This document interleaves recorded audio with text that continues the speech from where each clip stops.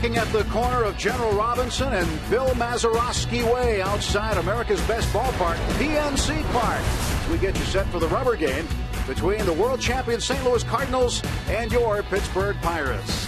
Hi again, everybody. Along with Bob Walk, I'm Tim Neverett. The Buccos posted their first shutout victory of the season last night, 2-0 over the Cardinals. A.J. Burnett was a big shot in the arm for the Bucs. Oh, he certainly was.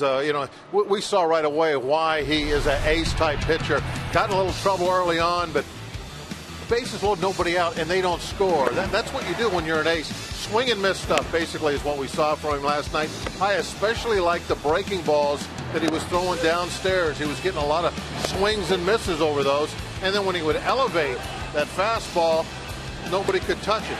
It basically, what you saw last night was what we were really hoping for. A.J. Burnett, our PNC achievement for the Achiever in You. The guy who's trying to set up an achievement for himself today is Eric Bedard, a tough luck 0-3. He'll make his fourth start. Early on, he was showing some great control, especially with that fastball painting inside. Last couple times out, the control hasn't been as good. Hopefully today it's back. So Eric Bedard will face Kyle Loesch in a battle of opening day starters in Game 3 of this 3-game series. The Pirates trying to build on what Burnett brought to the table last night. The series is on the line, and the Bucs looking for a victory here at PNC Park.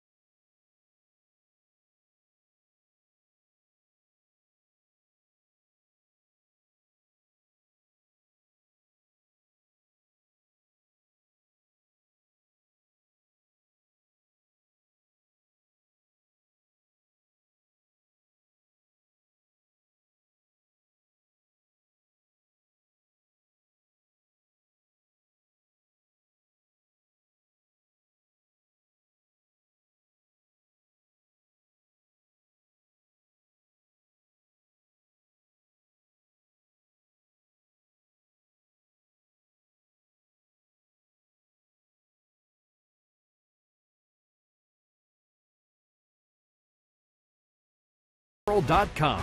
Definitely worth the click. By PNC Bank for the Achiever in You.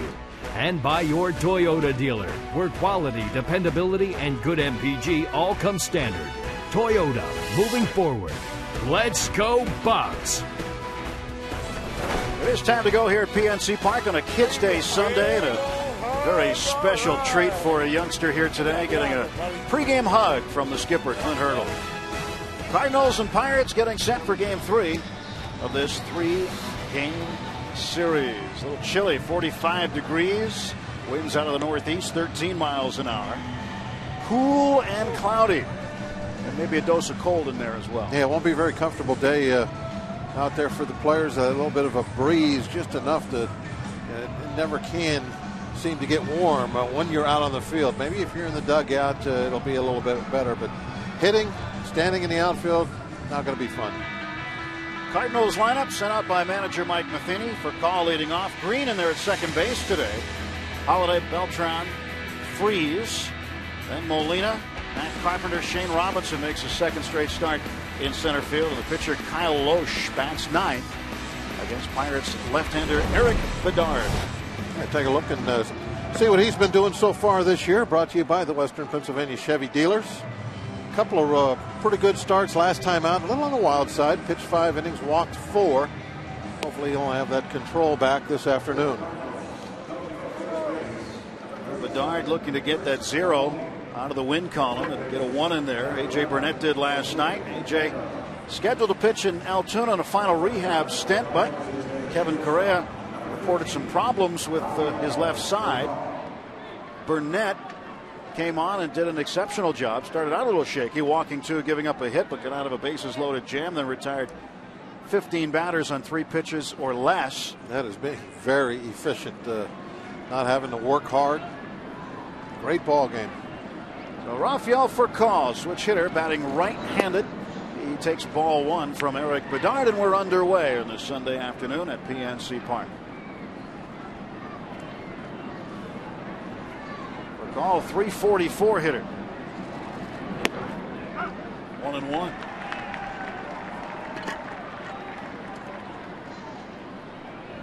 Furcal last night without a hit. He reached base via a walk. And he finds himself behind now 1-2.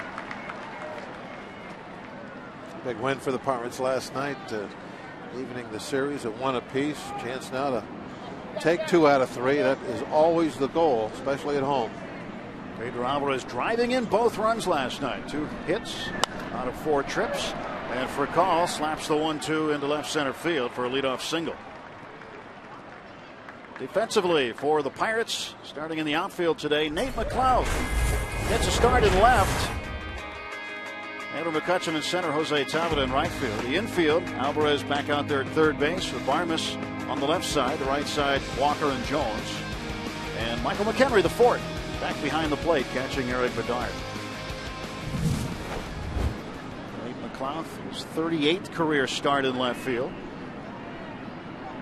And he is the 4th outfielder, so we'll see him not only in left, but in right and occasionally in center field this year. He's kind of gone back to where he was when he first came to the Pirates. Just moving around out there, getting to start whenever he can. It wasn't long, though, until he established himself as a pretty darn good center fielder. And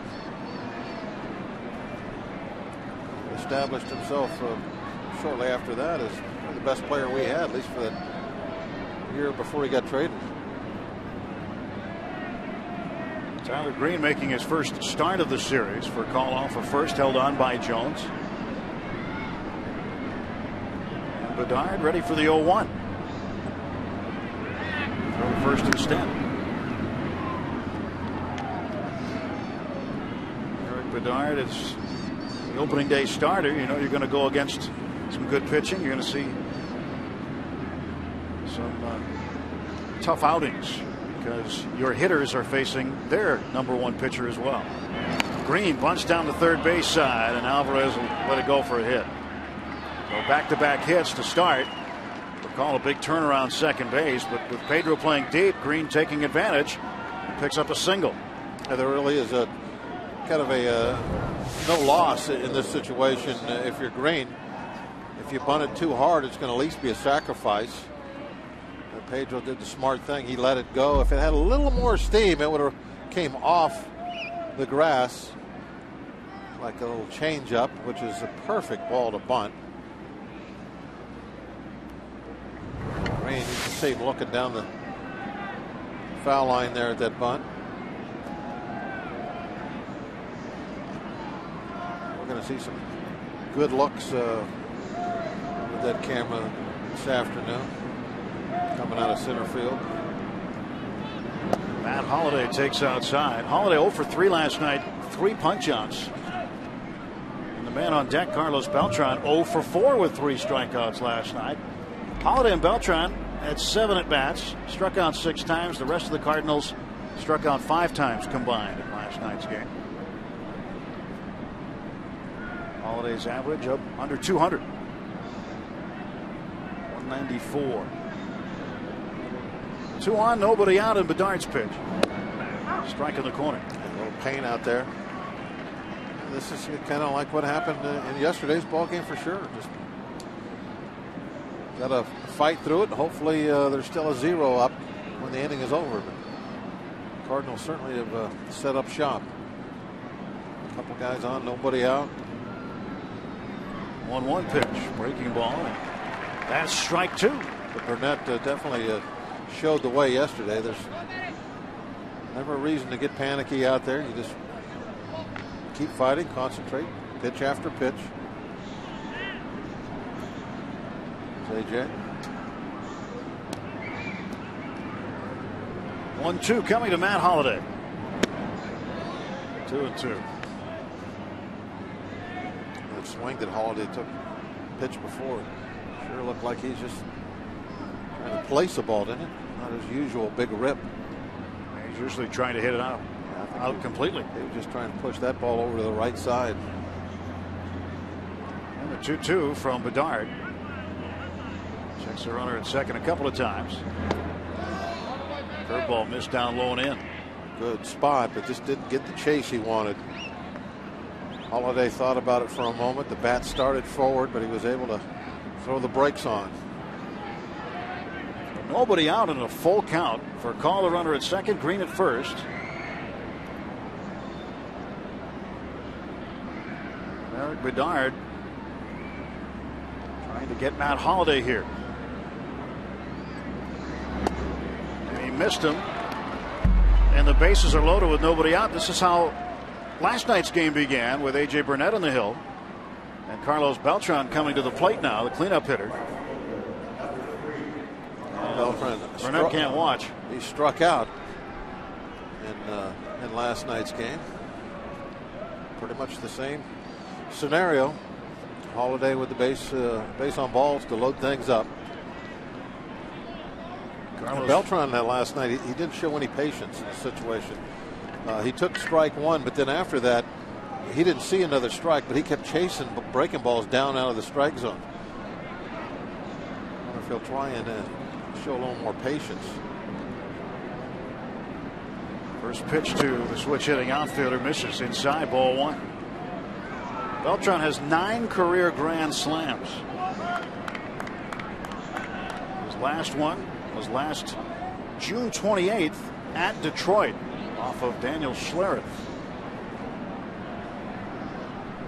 Bases full, nobody out, 1-0. Ground ball to third. Alvarez goes to second. Walker the turn. Double play. Cardinals do get a run, but they trade 2 outs for the Furcal score. 1-0 Cardinals. If you're on defense, you'll take this every time. Double play, give up a run, especially in the first inning. Pretty good breaking ball right down low at the knees. You can see there on the Range Resources strike zone. Good, firm 2-hopper. Alvarez quickly gets the ball to second. Walker handled a knee-high throw for the turn. Good job on everybody's part. 11 of the Pirates' first 15 games, either the Pirates or their opponent has scored in the first inning. So it's never been boring early, that's for sure. Green at third base. Lone base runner remaining for the Cardinals. And in last year's World Series and National League Championship Series MVP David Freese waits for the 1-0 from Bedard. In the air to center field, and McCutcheon's got it. So a bases loaded, no out jam. 1 run comes in, so the damage limited after half inning. Cardinals 1, and the Pirates coming to the plate.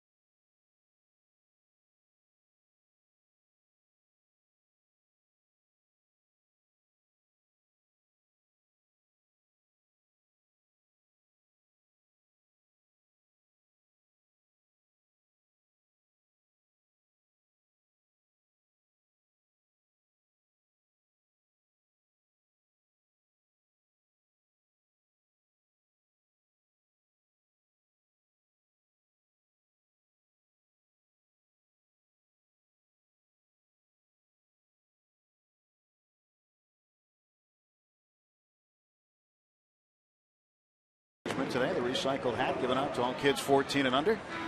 Pirates looking for a run to tie this game up.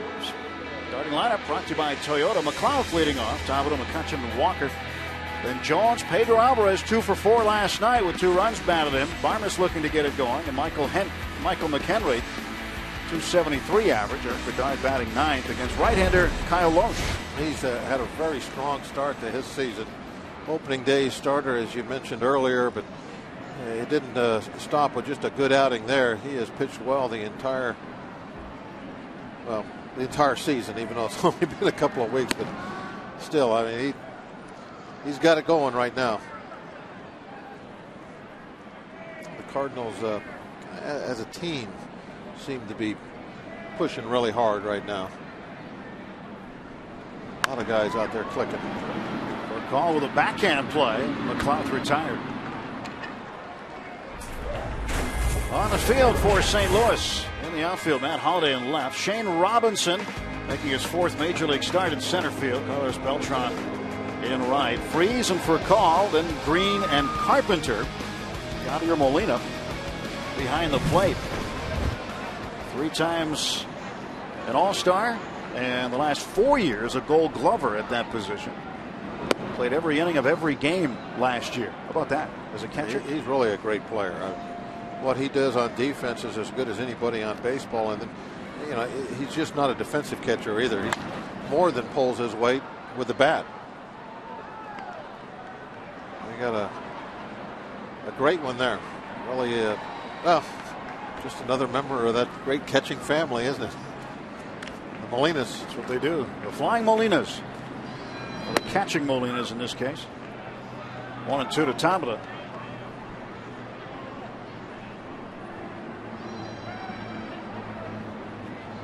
Mike Matheny in his first year as a skipper. Pretty good defensive catcher in his own right. A little roller down to third base, and that'll be a base hit for Tabata. Jose with a base hit. He continues to hit well at PNC Park. He gets a ton of these during the course of the season. Infield hits is his specialty. He gets out of the box so quick. Right off the fingertips. The only way to go at it was bare hand. Really didn't have a chance to use that glove at all. Tabata has now reached base safely in all 6 home games this season. And in 21 of his last 22 played at home, dating back to late June of last year. McCutcheon, strike called on the outside corner.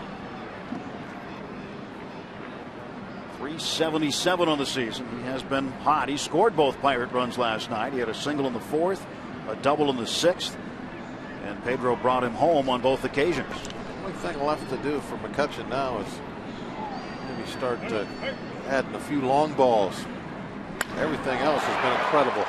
Almost got your wish. He just hooked it. Almost had one last night, too. Hit it into the thick air in left field, and Matt Holliday caught it with his back up against the 383 sign in left field. Well, it's coming. The batting average is way up there. Start getting those extra base hits and home runs. That's 3 doubles so far as the extra base hits go. 0-2 pitch from Loesch.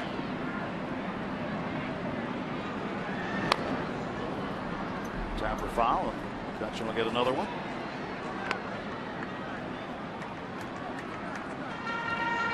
McCutcheon entered this series hitting .400. Down to 377, and you don't expect it to stay around 377. You'd like it to, but things even out as more games are played. Getting closer to that 20-game mark. I think that's really a good measuring stick after you get past 20 games to see where you might be on the season. Game number 15 today. McCutcheon takes low. 1 ball, 2 strikes.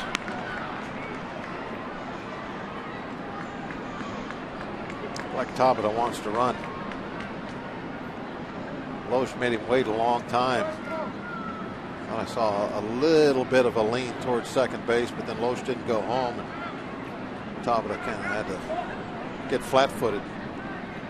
And that's a big weapon as a pitcher. You don't let those runners time you. Go quick one time, hold the ball for 3 or 4 seconds before you go home the next time. Tabla normally gets a good jump when he goes.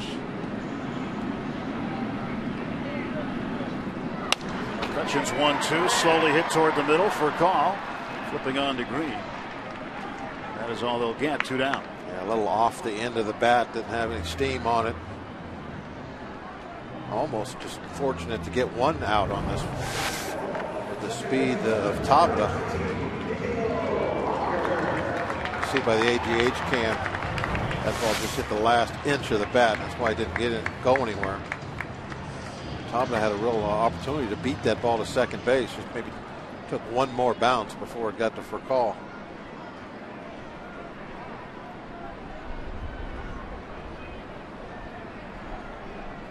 Well, the batter now is Neil Walker. Walker hitting .239. This after a 1-for-21 streak at the beginning of the season, which he broke late on the road trip. Came up with a few multi-hit efforts. Last night had a base hit in the 4th inning. Ended up 1 for 3. Reached on an error in the 8th. Error by Shane Robinson, the center fielder. Was not swinging the bat as poorly as his numbers would reflect early on. Just wasn't getting anything to fall. Had a few hard hit Atom balls early, especially in that first home series here at PNC Park.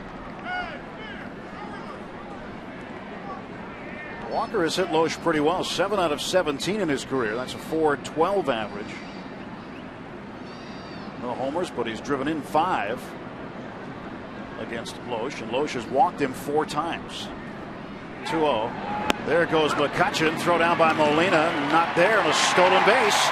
That's number 4 for Kutch. We were praising Molina, but at that time he did not make a good throw. He's got a chance here. If he makes a throw right on the bag, I think he might have an out. But look at that, wait on the shortstop side. By the time Furcal can reach back, catch the ball, then bring it in for a tag. McCutchen in there safely. Tying runs at second. Walker a 2-ball 1-strike count on him, and Loesch ready.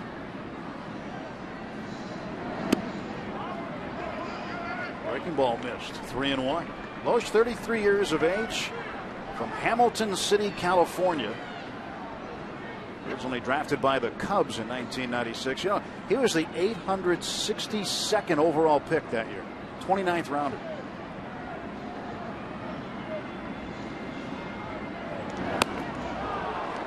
It just goes to show you, if you hang in there, doesn't matter where you're drafted. If you can play, they'll find you.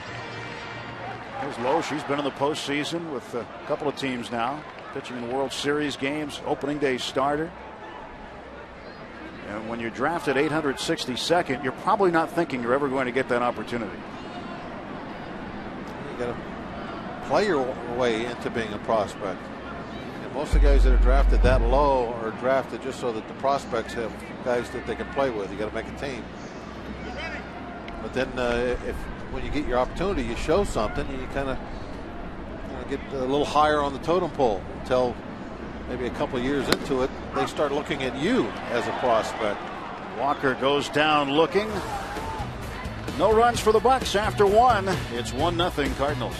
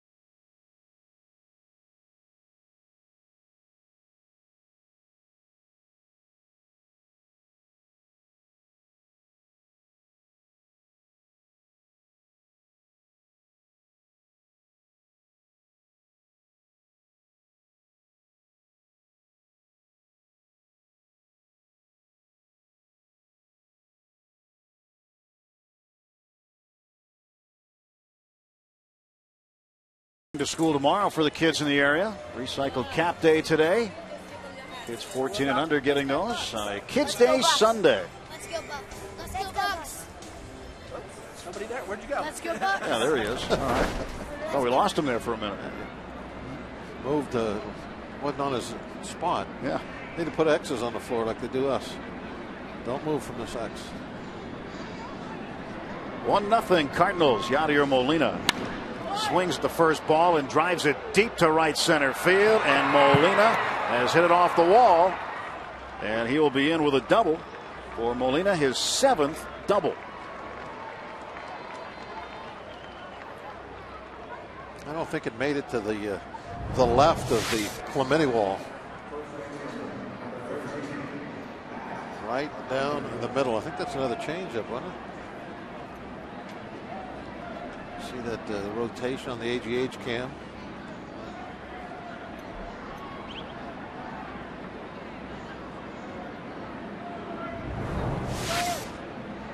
So Molina is at second base and Matt Carpenter at the plate. Carpenter, first ball swinging, skies to center field. Molina's tagging, but I don't think he'll go. Molina does indeed bluff. Just wanted to draw a throw was all. So 2 batters and 2 swings at first pitches. And we noticed that last night by the Cardinals in the 7th inning when Freese, Molina, and Descalso came up. They all swung at the first pitch. It was the first pitch out for Freese. Molina swung at the next pitch and fouled it off. He ground out quickly, and then Descalso came up after that. I think Burnett had thrown just 4 pitches in the inning at that point, maybe 3. And Descalso went up there first ball swinging and grounded out to Walker. There's kind of that unwritten rule among hitters: if a guy goes up and makes an out on the first pitch, you take the next pitch, don't you? Yeah, especially if there's 2 outs. Guys throwing 2 or 3 pitches to get 2 outs. You know, I have to take one for the team. If it means taking one right down the middle for a strike, that's what you do. Coming 2 now to Shane Robinson, and that's got to feel a little bit sharper on a cold day like today. When you're a pitcher, you throw it right down the middle and say, hey, I dare you, put this one in play. Chances are you're going to make an out if you do. Ooh, off the right leg. Yep.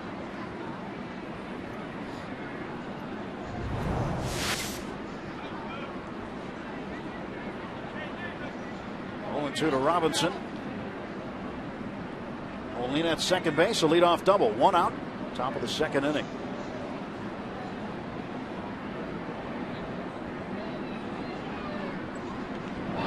Got a strikeout number 1 for Eric Bedard, and there are 2 gone. And the pitcher Kyle Loesch coming to the plate. Our Barrel Automotive league leaders stat. I guess if you look at leaders, flip it around and go the other way. Lowest run support, James McDonald, almost half a run a game. Cliff Lee, who was just placed in the disabled list by the Phillies, by the way, less than a run. Zimmerman, and there's Eric Bedard, just over a run. In his previous 3 starts, he has had only 2 runs scored while he's been in the ballgame. So Jamie Moyer, he'll be here pitching tomorrow night against Kevin Correa. Correa will be the starter tomorrow. They should be treating senior citizens a little nicer than that. You think so? Yeah. It's a great story, though. But Correa is set to go, fit to pitch tomorrow night. He's confirming before the game today. Strike 2 to Loesch. It was going to be Lincoln, but on Thursday, Kevin Correa came to Ray Searage and said something's not quite right. They put something in J-Max Hood. Joke on. Anyway, he said something's not quite right on my left side, so that opened the door for Burnett to start last night.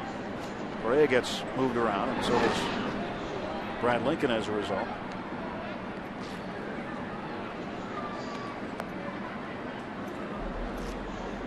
Ford getting the start today. Jeff Karsten's on the disabled list, right shoulder inflammation. He'll be not pitching at all, not throwing at all for the next 6 to 8 days. 1-2 to Loesch coming. 2-2.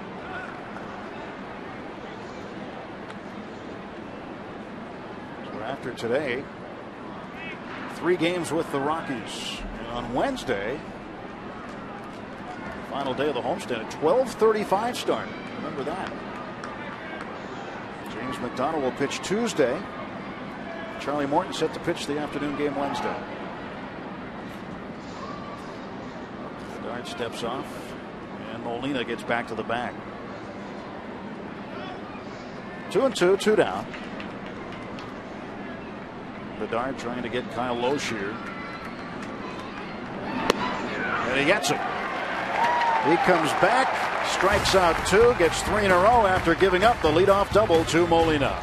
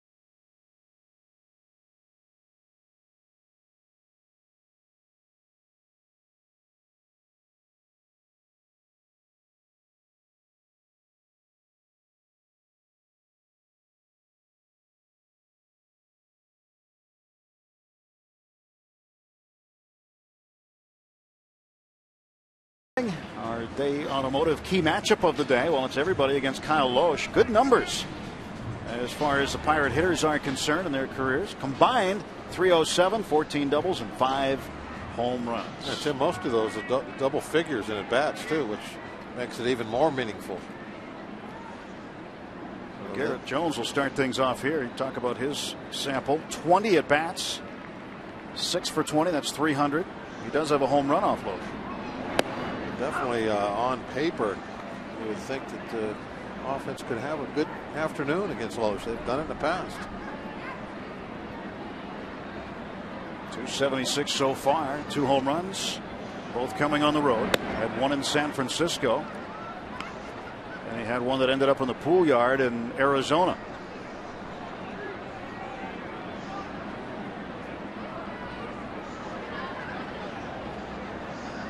One pitch to Jones. Well hit. This one is to center field, and going back on it is Robinson. Makes the catch for the out. Jones is gone with a deep fly out to center field. Now Loesch will face Pedro Alvarez.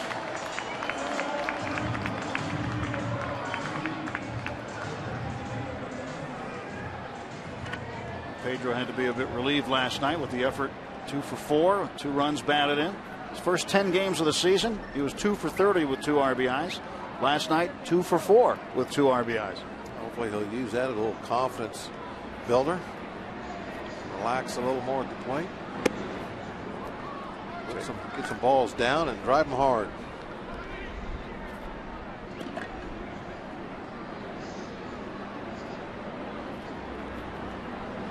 Pedro awaits the 1-0, fouls it off. You look at the guys from his draft class in 2008. The #1 overall pick, Tim Beckham, Tampa Bay, still in the minor leagues. He still hasn't made the big league club. Pedro was picked second, and Eric Hosmer of Kansas City hitting .179 this year. Brian Mattis of Baltimore was 4th. He's got a .798 ERA this year. And the 5th pick was Buster Posey, who was Rookie of the Year in 2010, didn't play last year. But Pedro, a career .224 hitter. He's 138 career hits.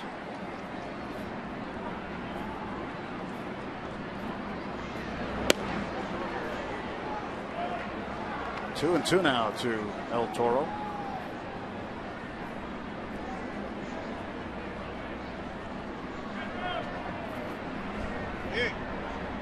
One out in the 2-2 pitch to Alvarez. To the right side. Tyler Green's got it. 2 down. 4-3 on that putout. Clint Barmas at the plate. Barmas, one of the players I'd like to see get the bat going a little bit. Off to a slow start. I mean, he's got a resume. It's not like he just walked in off the street. This guy has been able to hit. And he's just off to a very, very slow start. Certainly, he knows it better than anybody else. He's definitely a stand-up guy. And he takes responsibility for everything. Not an excuse maker, that's for sure. Has a home run this year. That was in Los Angeles off Chad Billingsley. Night game in L.A., not an easy place to hit home runs. And that was his first hit of the season. Had an 0-for-11 streak snapped with a single. His final at bat Wednesday in Arizona. Finds himself down on the count 1-2.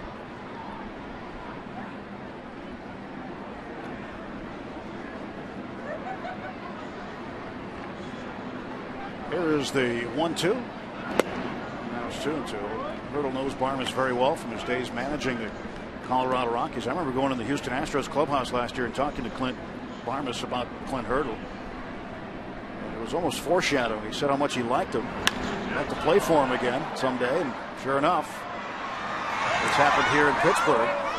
1-2-3 go the Pirates in the second. On to the third at PNC Park. 1-0 Birds.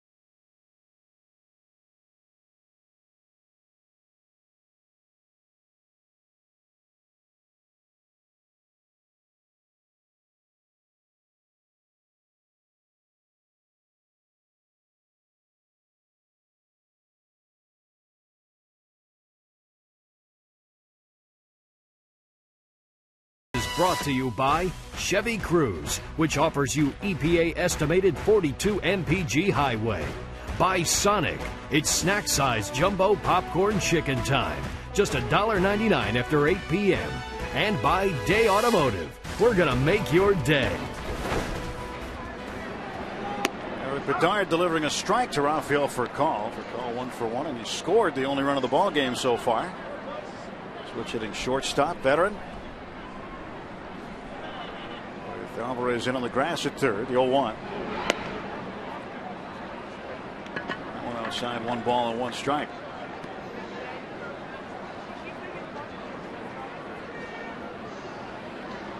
One, and for a call down the left field line, that ball will hook into the seats.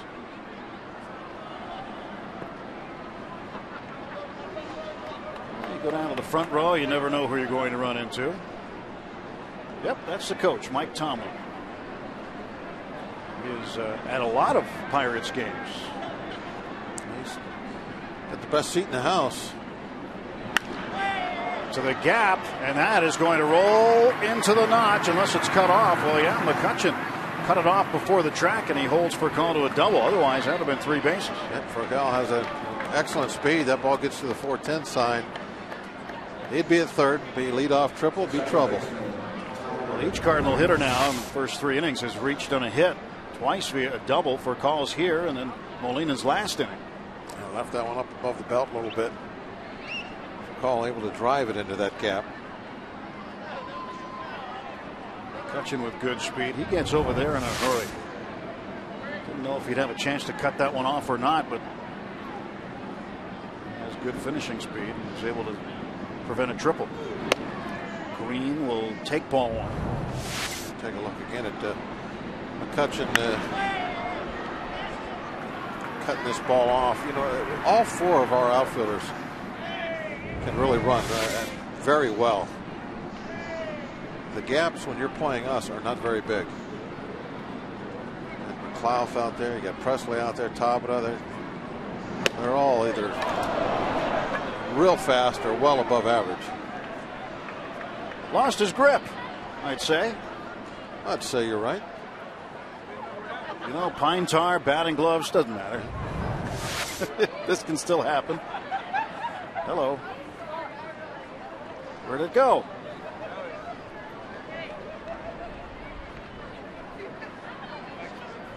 Needs those straps. Okay, have on ski poles. Tethers. Tethers, there you go. Green bunted his way on successfully for a base hit in the first. Now a strike 2. Well, you're the guy who's got all the invention ideas. You should come I thought about that, but how do you get rid of them real quick when you hit the fair ball? There have to be some There's got to be some kind of release trigger with a quick release mechanism. You'll think of it. I know you will. You always do. Then somebody else has the patent on it. Yeah. I was thinking a while ago about my little inventions for the headset for the summer when it's real hot. Oh yeah. Get it up. I'm gonna have some prototypes made up early. I saw you. Didn't you have just paper towels stuck in there? Yeah, that was just that was the prototype. That was the day I had the idea. I'm gonna actually build in the workshop some prototypes. I'll let you try one out too. Oh, thanks. That's nice of you. Middle of June. You'll be serious when you say that's nice of you. I will be. It's hot days.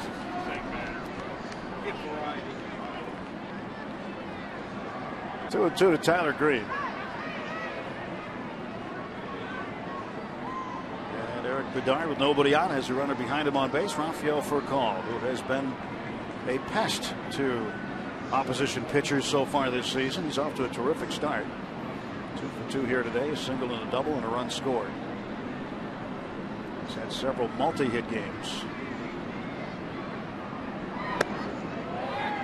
I recall when he first came over from the Dodgers, he didn't hit much with the Cardinals. He certainly is turning it on now. He had 4 hits against Cincinnati on Tuesday. That was his first time he did that as a Cardinal. He was the first Cardinal since Bernard Gilkey in 1995 to have 4 3-hit games in the first 12 games of the season. A walk. Second walk issued this afternoon by Bedard, and like in the first, Bedard getting himself in trouble, creating traffic on the bases. Now first and second and nobody out for Matt Holliday. And Bedard only walked 2 guys in the first 12 innings of work this year. But now he's walked 6 last 7 innings of work. And it's a new situation for Matt Holliday this year in terms of the batting order. He has hit in the number 3 spot in all 15 games. Last year, only 17 times during the season he hit in the 3 spot because they had another guy who hit third who was pretty good. Albert Pujols. And Holliday drills one to center. Waiting for it, McCutcheon. For call, tagging. He's going to try it. Here comes the throw, and it's offline, and for call, safe. First and third now for St. Louis. I wonder why Green didn't try and get to second base. Here you see him go back. He's tagging up. Green's tagging up also. Green now is about halfway to second. The ball was not cut off, but he stopped and went back to first. He had to have been decoyed by Barmas. Well, a break for the Pirates because now the double play is in order. There he is. He's looking. He could move up. Nah, he wasn't decoyed. I take that back. There's where he went back, and I don't know why. The first shot was he going back tag up. But once he tagged up, he came off the bag, and he saw the throw going to third base. He should have just kept on going to second. So the Pirates catch a little bit of a break. And now the double play is in order. They can get a ground ball here. Keep that run from scoring. Beltran hit into an around the horn double play his first time up. For call, a huge lead off the third. Occasionally you're watching a ball game, you'll see a relay guy fake like he's catching a ball, and you might be sitting there wonder why would he do that. Well, he's trying to get a trail runner to stop, and that might have been what happened there, because I did see Barmas fake like he had caught the ball and was turning to throw to second base. Gets away, and now down to second goes Green, and well, all that talk of the double play is academic. Always wanted to use that in a sentence. It's good. Academic. It's good use. I didn't really do it. I said academic. You used it in a sentence, but I felt like I helped. There was definitely a contribution on your part.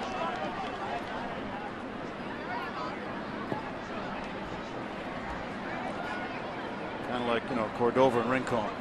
Yeah, there you go. Finished it up. Very good.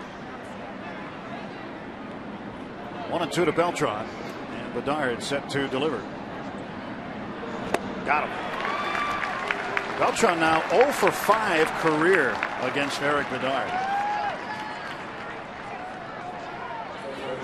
Beltran's got a case of the strikeouts here in Pittsburgh. Yeah, and they're coming at a bad time for the Cardinals. The runners at third base. Less than 2 outs. And a tough time getting balls put in play. Got one put in play, and he hit to a double play.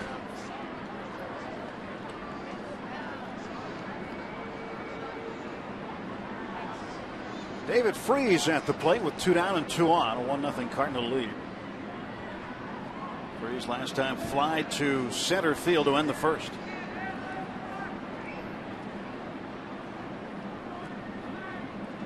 One for 8 in the series. And a pitch coming from Bedard. Fouled off, strike 1.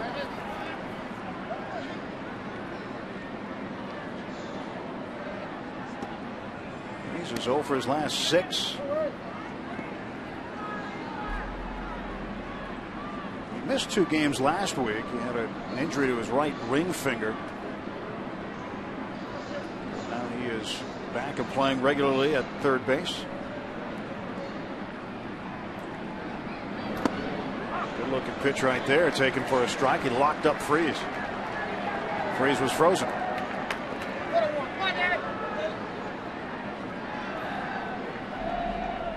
How many times has he heard that in his life?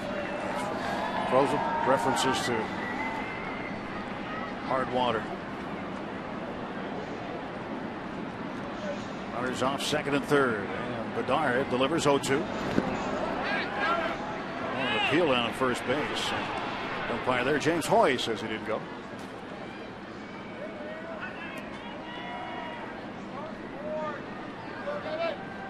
Bedard from Ottawa.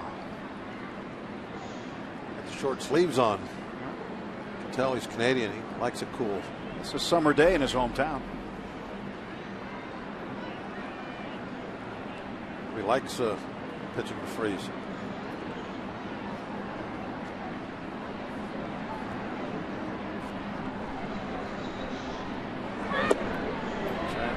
corner and missed.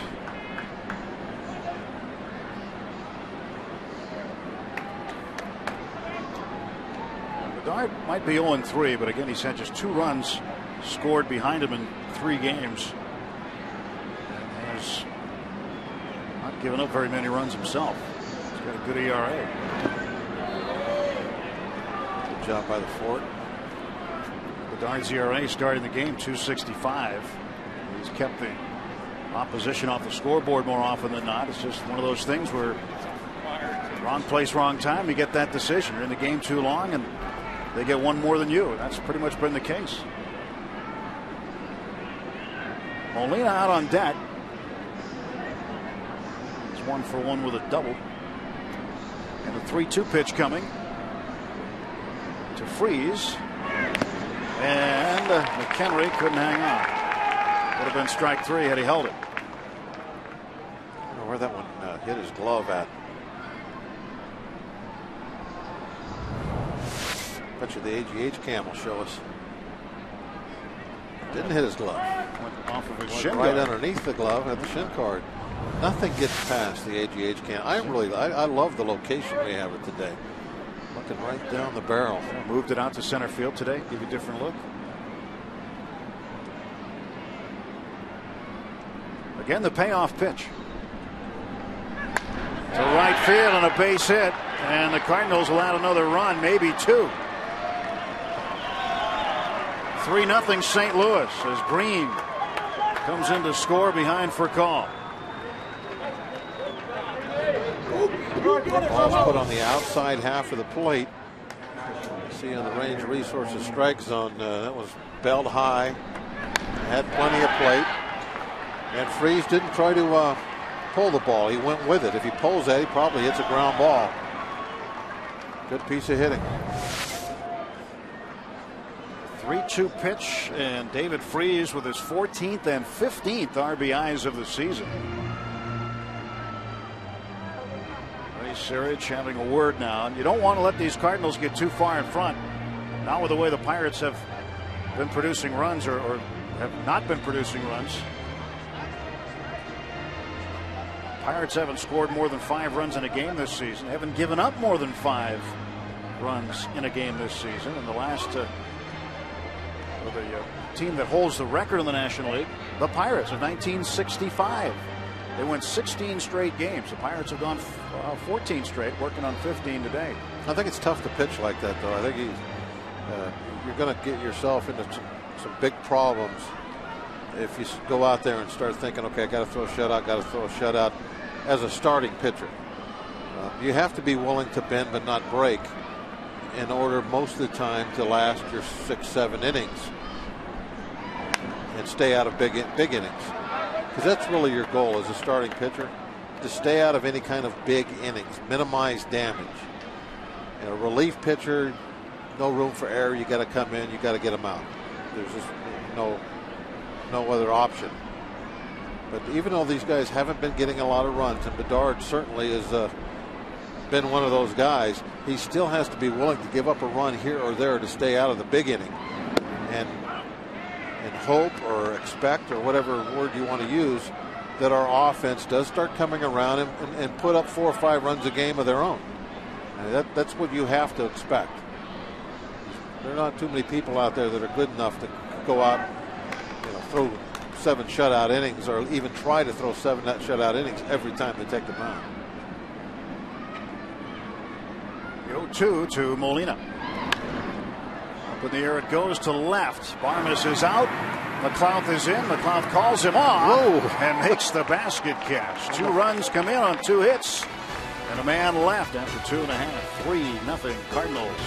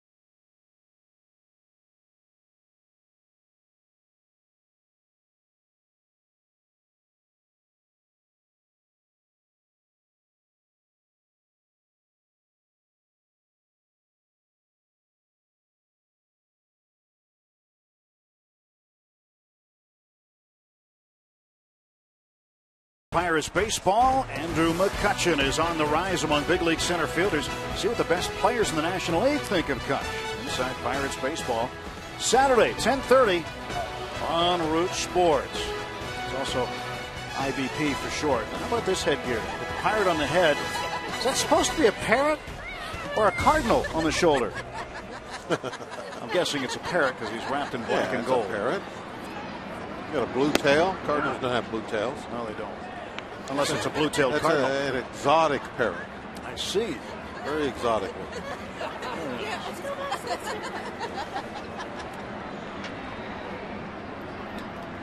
Michael McHenry follows this pitch off. He was behind 0-2 to Kyle Loesch. Pirates down 3 runs to start the bottom half of the 3rd inning with Bob Walk. I'm Tim Neverett. Lacey Collins is with us again today here at PNC Park on a chilly afternoon. The middle part of the homestand.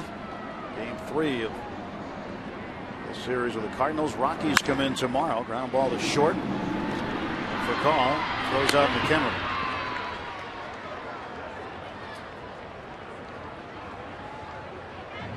6-3, and McHenry goes down. Eric Bedard will stand in. Bedard had a single in his last outing in Arizona. An opposite field looper down the left field line. It fell in. When you hit it like a little soft one like that falls in, after a couple of days it becomes a line drive. It was a smash. So yeah. He had a line drive to left. When it actually happened, it's just a little looper. But as time goes by, they become line drives. Oh, it turns it from a looper into a frozen rope. Everybody is like that, but especially a pitcher. Because they're not going to hit too many. Most of the pitchers' line drives are like this. Little fillet of fish. As Jack Wilson used to call it, a fillet of fish. 2-2 to Bedard.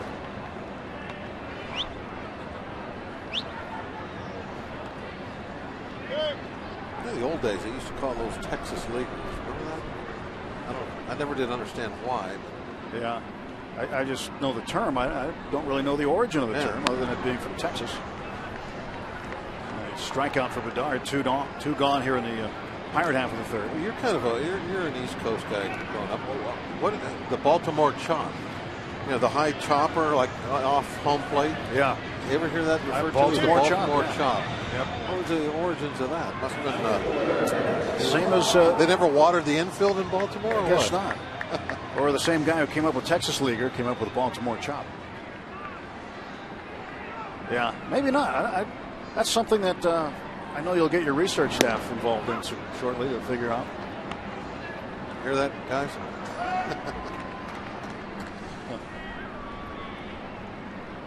I got an idea about the Texas League. Okay. Outfields were so big in Texas. You know, everything's bigger in Texas. Everything's bigger in Texas. The outfield has to play really deep. Don't mess with Texas. The outfield has to play really deep. Opens up a lot of room in front for those little bloopers to fall into. They became Texas Leaguers. That's a valid theory.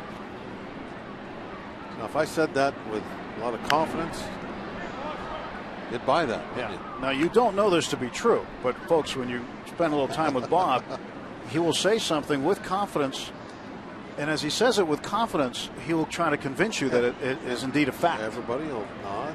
But if you bring up a fact, he'll be the first to look it up.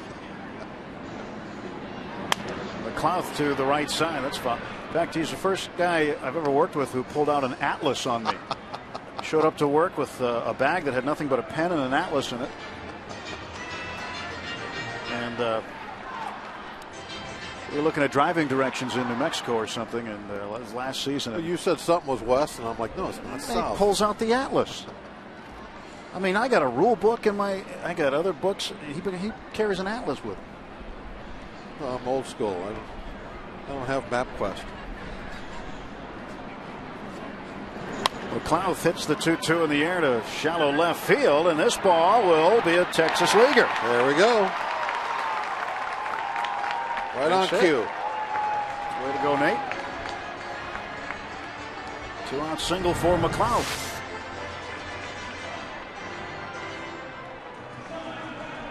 Beautifully played. Now,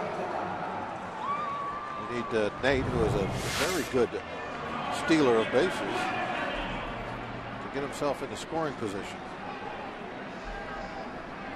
We've already had one. McCutcheon stole one earlier. Stole one earlier.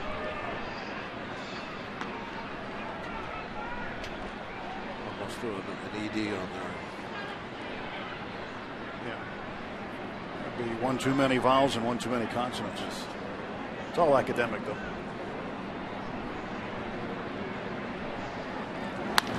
To the right side, and Green gathers it in and throws out top of it. And the Pirates are done in the third. On to the fourth at PNC Park. Loesch and the Cardinals up 3-0.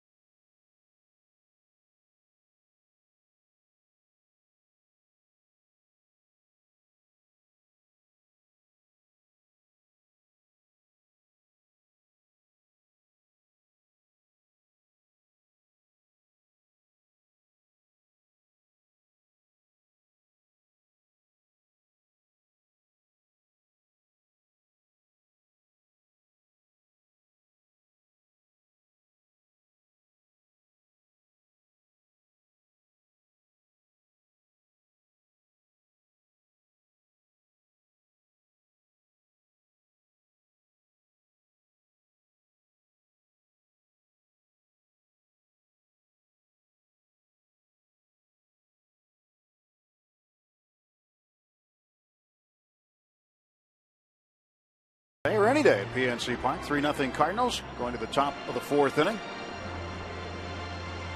The Giant fans have their pandas. We got our parrot. Parrot heads. Recycled cap day today. Who's getting some new headwear of their own.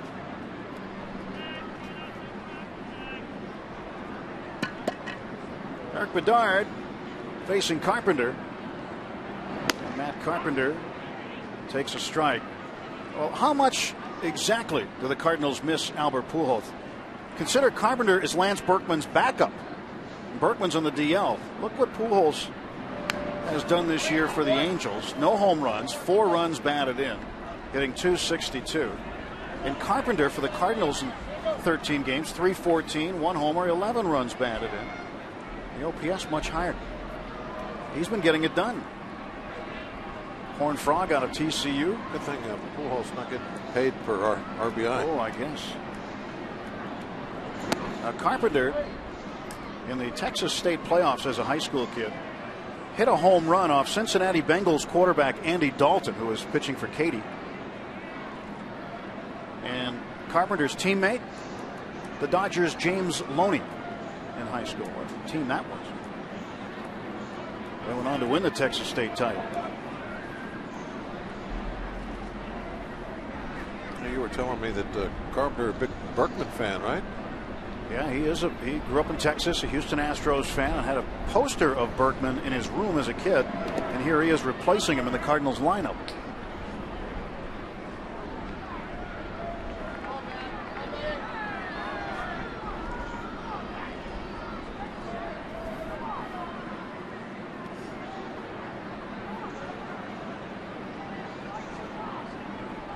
Carpenter waiting, and the 2-2 coming from Bedard.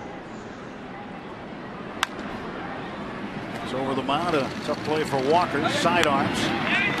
Gets Carpenter, 1 gone with Cardinal fourth. Our AT&T Mobility trivia question today has to do with pitching. And who was the last pitcher to throw a complete game shutout in his Pirates debut. I'll give you a hint. It wasn't that guy. He didn't have the complete game. But you got to go back a little ways. Way back. I'll go back a little ways.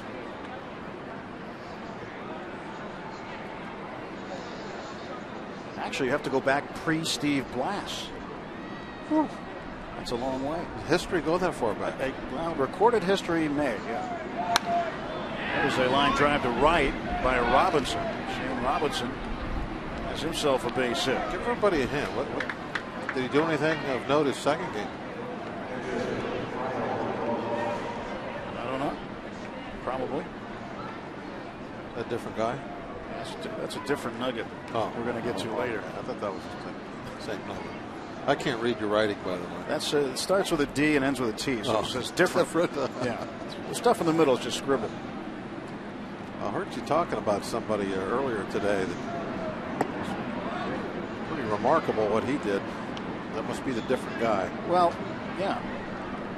Well, A.J. Burnett last night in his Pirate debut, 7 innings and 7 strikeouts. And there was one other guy to do something like that in his Pirate debut. 1-0 pitch. Runner takes off. Loesch has it. This will be an easy double play.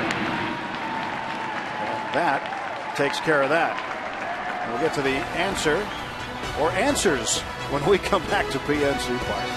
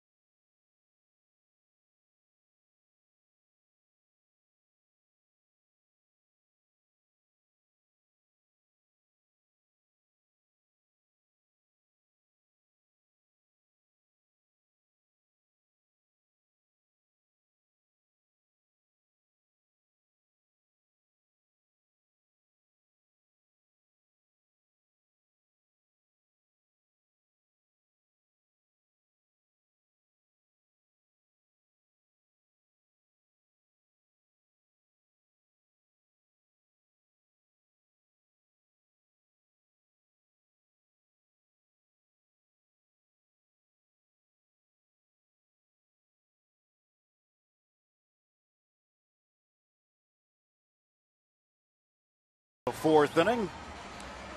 The trivia question we asked you before, AT&T Mobility, last pitcher to throw a complete game shutout in his Pirates debut, said you had to go back pre-Steve Blass. How about 1958? Bob Porterfield, May 11th of 58 against the Phillies. Last guy to do it. A.J. Burnett, 6 outs away from the complete game in his Pirate debut last night. McCutchen down to third, freeze. Runs on, throws him out. One pitch and one down to the Pirate fourth. Well, we mentioned that A.J. Burnett in his Pirate debut, 7 innings and 7 strikeouts, 7 shutout innings and 7 strikeouts. Last pitcher to do that, how about Nick Maddox, September 13th, 1907. What makes this even more interesting about Maddox was a week later, on the 20th of September, against the Brooklyn Superbas, he threw a no-hitter. The first no-hitter in Pittsburgh Pirates history. And that was against the Superbas. Yes. Yeah. Too early for the Dodgers. The Superbas. Yes. 07. Think of how long ago that was. Well, it was more than 100 years, Bob. Yeah. People were riding horses around. No night games. Steve was middle school then. Middle school, isn't it? Base hit for Neil Walker. One out single for the Pirates' second baseman. Neil 1 for 2. Good to see Neil getting that swing back. Nicely done.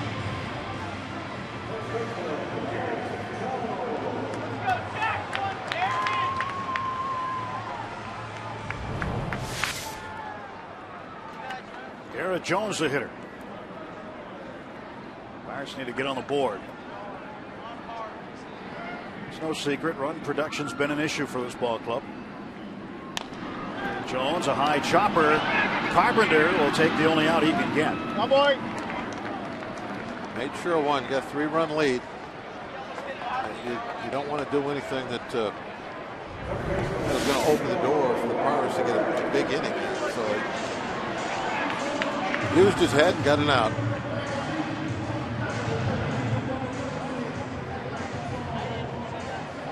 Oh, almost chopped over his head, Baltimore style. Well, your staff's been hard at work. We have an answer on the origination of Baltimore chop. Pedro Alvarez digs in. Really? We do. Well, these guys don't fool around here, Bob. That's for sure.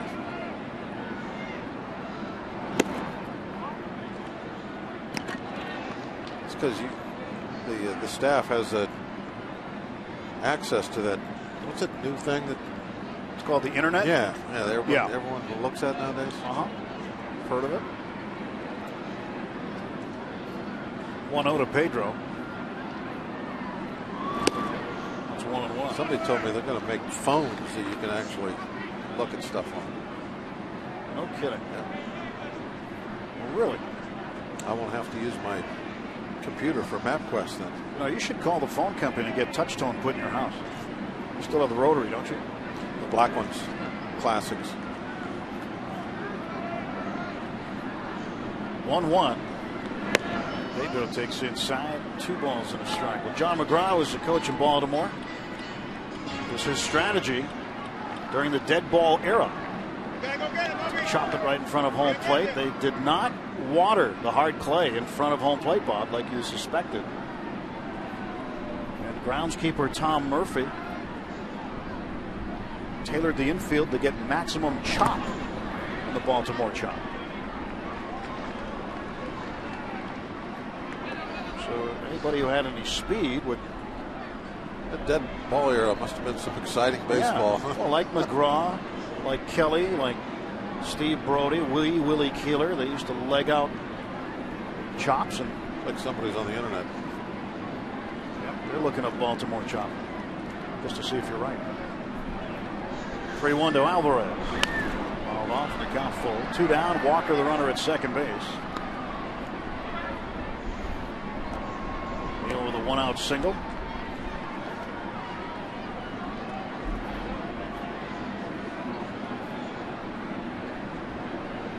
It's somewhat like the phone there behind Mark Stripmatter. You can see at Bob's house, except yours has the rotary down. And it's black. Bake light. I thought you had the kind you just kind of picked up that receiver and talked into it and said, hey, get me so and so.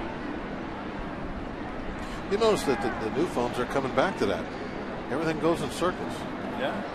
Yeah, you used to turn the crank and then say, connect me with so. Now you pick up the phone, your little handheld phone, and you say, hey, get me so and so. Those kids will have no idea what a rotary phone is or was. They don't. They have no idea. Steve's got a rotary cell phone. He's wondering. Can't text on that one. He knows he's on TV and he's thinking, what are they saying about me now? Here comes the 3-2. The payoff to Pedro. And he got him swinging. Pirates leave a runner. On to the 5th inning at PNC Park. Pirates down by 3.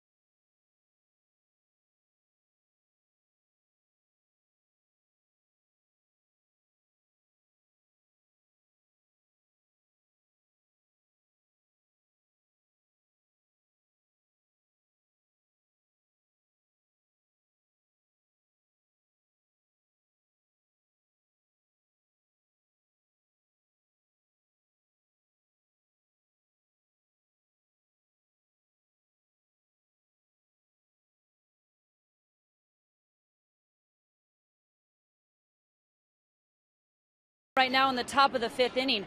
Earlier today, several members of the Hollywood moving scene were on hand to watch the Pirates get ready for the game, and that includes Casey Affleck. He's in town shooting a new movie with Christian Bale called Dust to Dust, and while he will be starring in the movie, today he was starstruck on the field. It's a thrill. I'm just trying to play it cool, you know what I mean? I'm trying to act like it's no big deal, but inside I was very, very excited. I mean, it's amazing to see all these guys up close and to see how much fun they're having. And, these guys get to come out and play baseball every day. I'm so jealous. I could kill them. Would you like to take one day in a role reverse with them? Oh, yeah. I'd change lives with them right now, any of them. I think it'd be the best thing in the world to be able to play baseball every single day, play baseball for a living. Oh, I'd love it. I would love it. Look at these guys. Studs. Unbelievable. What's up, man? How you doing? Nice to meet you. Casey says he wants to be a baseball player. You want to be an actor for a day, Andrew? That'd be nice. I'd see what I can do. Probably not that good, though. Probably definitely not that good. You'd probably be better at acting than I am at baseball, I'll tell you that. All right. I asked Casey what position he would want to play. He said third base. Now, he was raised in Boston, and so I'm just curious, guys, if he could give us a good impression of Kevin Youkilis at the plate. Well, Kevin's got the most odd batting stance in baseball. That used to belong to Craig Counsell, but Youkilis has a weird one. He also worked at Fenway Park for 3 years, and in the movie The Town, his brother Ben robbed Fenway Park. Boston, they have a marathon race there, don't they? They do. They just had it. Field for call walks to lead off the 5th. We're talking about the history of baseball. Fenway, 100 years old. 100 years old. Yeah. Casey Affleck. Just on the way home from Arizona, I watched the movie on the plane that he was in, Tower Heist, and he's been in all those Oceans 11, 12, and 13 from Vegas.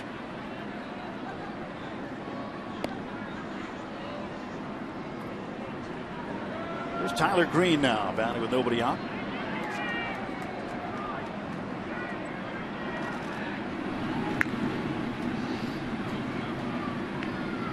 Just never know who you're going to bump into at a ballpark. Whether it's an actor or a rock star, they all want to change places with the ball player. Yeah, the ball players, especially after they've been doing it for years, they get kind of like it. Everyday thing. It's just a job. It's what you do for a living. Then they look at other people and they become starstruck. Mike Tomlin taking some time off from draft preparation. Yeah, they've got some decisions to make here soon. Tyler Green at the plate, ready. He's back.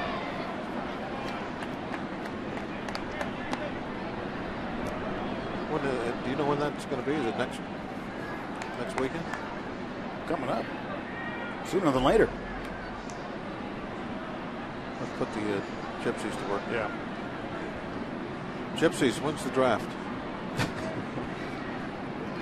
Bob is referring to the traveling band in the trunk.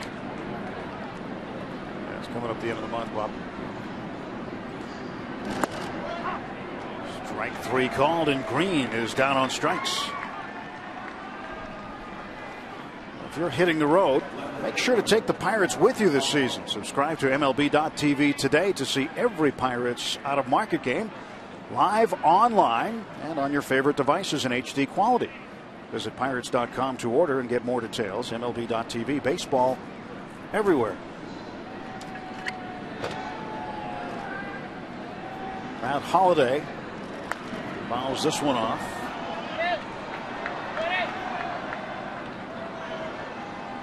Matt's uncle had dinner with us tonight, Bob. Don Holliday, scout with the Colorado Rockies.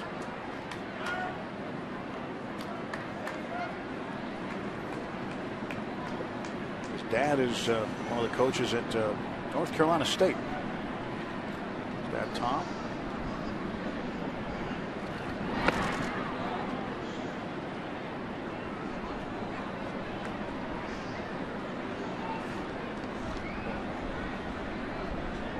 Ball and 1 strike to Holliday.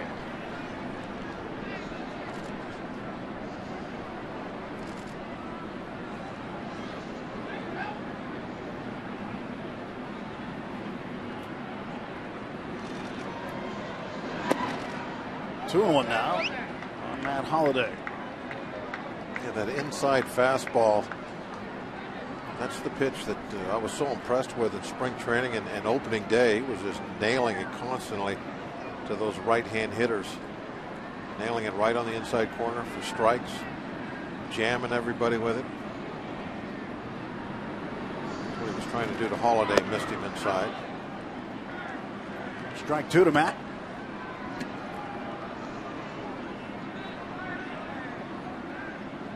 How different is it for a guy like Holliday to not have a Pujols in front of him in the lineup this year? I'm thinking about that when he stepped in there. He's a veteran, been around a long time, has done a lot of good things, but is he feeling a little more pressure? And he strikes out, no throw down. Second strikeout this inning for Holliday. We're at PNC Park. We're in the top of the 5th inning. St. Louis Cardinals with a 3-0 lead. Lacey Collins and Bob Walk. I'm Tim Neverett. The final score from Philadelphia. The Philadelphia Flyers have defeated the Pittsburgh Penguins 5-1, ending the Penguins season. Flyers winning in the first round in 6 games. So the Penguins season has come to a conclusion. Pirates season just beginning here. Game 15 of 162. 147 remaining after this one today. Pirates trying to take the rubber game here against the Cardinals. Going to be one of the teams anyway that contention to win this Central Division. When the season started, you look at the rosters. I kind of feel like the Reds could be the team to beat, but the Cardinals are the ones that have come out of the gate really strong. Cardinals have some good hitting. They hit 20 home runs as a team. They lead the National League in that category. They're 4th in baseball in home runs. There's some questions. How are they going to handle offensively not having Pujols, who's been maybe the best player in the National League since he's been in the league? Nominal numbers. He's not there anymore. That's got to have an effect. You have a Hall of Fame manager that's gone, a rookie manager taking his place. That doesn't necessarily have to have an effect, but probably will be a little different. You see the standings. Cincinnati actually has gotten off to a little bit of a slow start. Pirates half a game in front of the Reds, half a game behind the Brewers to start action today. Brewers are losing to Colorado 1-0 in the second. The Rockies will jet over here from Milwaukee after the game and open a 3-game series tomorrow night. Jamie Moyer against Kevin Correa. 3-1 to Beltran. Hit into a double play and struck out.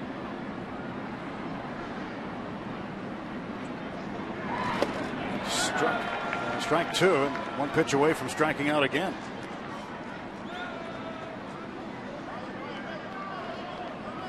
He is really scuffling on those breaking balls. Yesterday from the left side of the plate, same thing.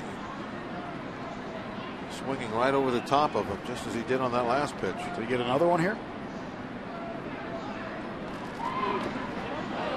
Side ball 4. He wanted to. He started the bat.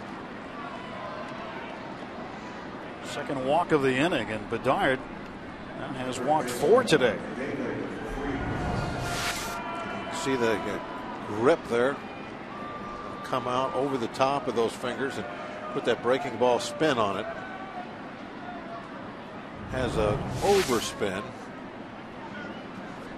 and that's what allows the ball to sink as it goes up there. Aerodynamically, it loses some lift when it's spinning the other direction, and gravity can do its work and pull that ball down and hopefully miss the bat. Ray Searage will come out and buy a little time now as Chris Resop has been called into action. The bullpen scrambled for the Pirates. This is a baseball version of a timeout to get everything regrouped. And obviously, to allow Reesop to get some throws in, although it didn't look like he was in a big hurry there, did it? No. Taking his time. This would be like working the shot clock in basketball. Yeah. 81 pitches. That's a lot. That's a whole bunch more than we saw Burnett throw. Burnett threw 76 in his 7 last innings. night. Yeah, his 7 innings. A lot of work today for Bedard. Burnett had 24 pitches in the first inning last night. Had the bases loaded and nobody out. Got out of that jam. And then was extremely efficient the rest of the way. David Freese, who had a big 2-run single in the third inning, provided a little bit of cushion in a 1-0 game. Made it 3-0, but a ground ball to second base. Barmes flips to Walker the short way. They get the out forced there. And the Pirates going to the bat rack again, coming to the plate in the fifth, down 3-0.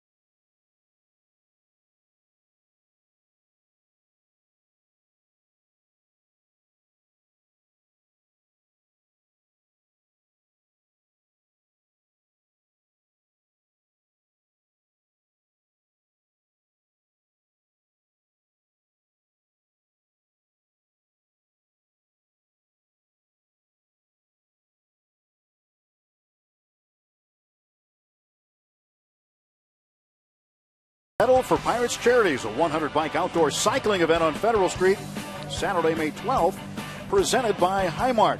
Each cyclist receives a complimentary ticket to the Pirates-Astros game that night and a commemorative towel. Proceeds benefit Pirates Charities and the YMCA of Greater Pittsburgh Building Bridges program.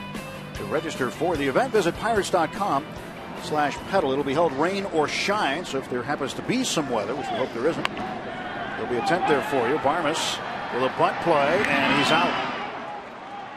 Freese was up to the task that time. Earlier, he tried to barehand a ball that Tabata had hit that way. Couldn't come up with it. More success. It's kind of the way things are going for Barmes right now, don't you think? Lay down what looks like a pretty good bunt. The guy comes up with a nice barehanded play and put a nice throw on it. Loesch liked it. Everybody goes through downtimes in their season. Unfortunately for Clint, it's at the beginning of the year. McHenry takes a strike. Bucks looking for a run. Down 3-0. Only 3 hits off Kyle Loesch this afternoon.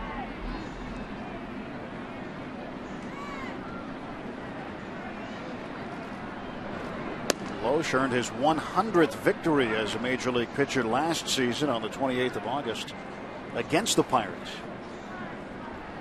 Led the Cardinals staff last year in wins with 14, was 14-8. That's one below his career high of 15. He has been fortunate enough to make 3 postseason starts. He's 0-2 with a no decision.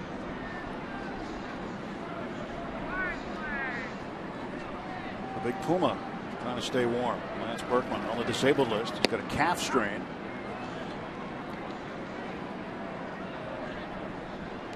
There's been some talk about his nickname, the Puma. You know, it was self-given, but it was given in jest, but it carried weight. When in Houston, he was on a radio talk show. And as the story goes, the host said, you know, if you could give yourself a nickname, what would it be? And he's just off the top of his head said, I don't know, Puma. Next thing you know, there are people wearing Puma suits in the outfield. And it's really stuck as his nickname, the Big Puma. Well, what made it stick was that the way he played the game. I mean, if he was a fourth outfielder, got to play once a week, hit .230. I don't think Puma would have carried much weight, but he has definitely been one of the star players in the last 15 years or so. Beltran underneath it makes the catch, and McHenry is gone. 2 down for the Pirates in the 5th. Well, this year, who's in and who's out? New in 2012. J.C. Romero in the bullpen. Komatsu Rule 5 pick, and Beltran free agent sign. And Matheny, the manager. LaRusse is out. Pujols is out. Dotel, Jackson, Allaire. I mean, a lot of guys from that team. We just saw Ryan Theriot in San Francisco with the Giants. A lot of changes off that World Championship club.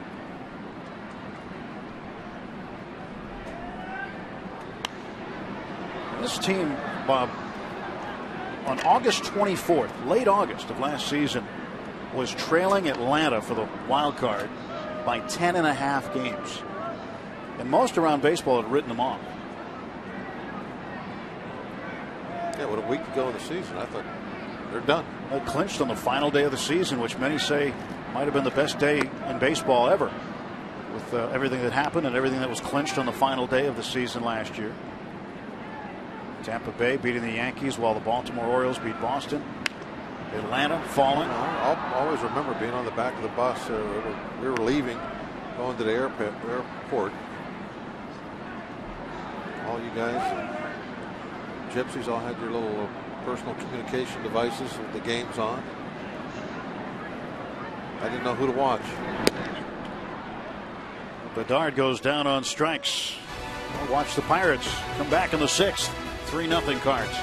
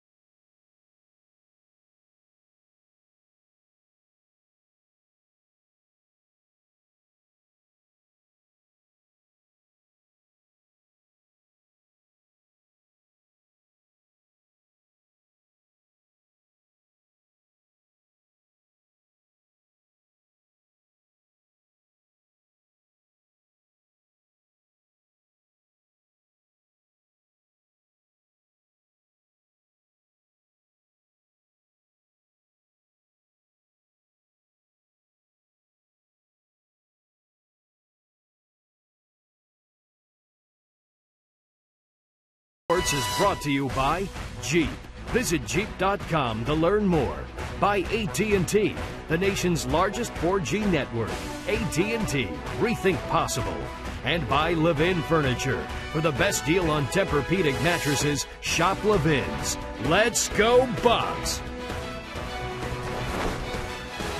We want you to like us on Facebook at Root Sports Pit. you can stay connected with all our local teams and other passionate fans just like yourself. So what are you waiting for? Show us how you root on Facebook. Let's go Bucks. Molina, first ball swinging.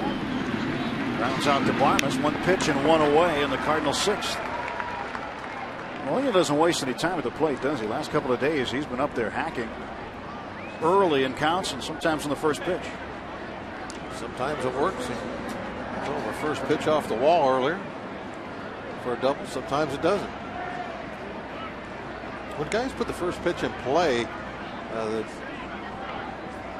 I'm pretty sure that the numbers say that you're more successful than other times. Matt Carpenter takes a strike. He was going to take. This is what we were talking about earlier. Guy makes a first out on the first pitch of the inning.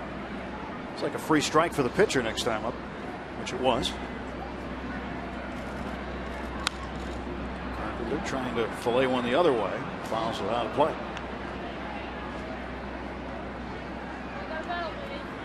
Well, we need more of those hats. I know Greg and Steve wore those on the postgame show last night on TV. No, we don't need one. You don't need one? No. Be nice to have a couple up here just in case.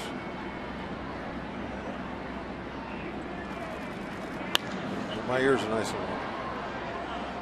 Nate McLeod makes the catch. Carpenter is gone in the 6th. He's 0 for 3. There are 2 away. Might need a couple for the granddaughters, perhaps. I'm sure. Now that you mention that, you probably are locked in now. I'm sure I am. I think you've just committed yourself. Yeah. That's all right. My ears are nice and warm right here. Just got the little earmuffs on. You'll get home today and they'll remind you, oh, hey, Grandpa, remember Oscar the Grouch is here? Yeah, that's a Wayner sweatshirt. That was on giveaway, wasn't it? Was that John Wayner giveaway night? The Grouch.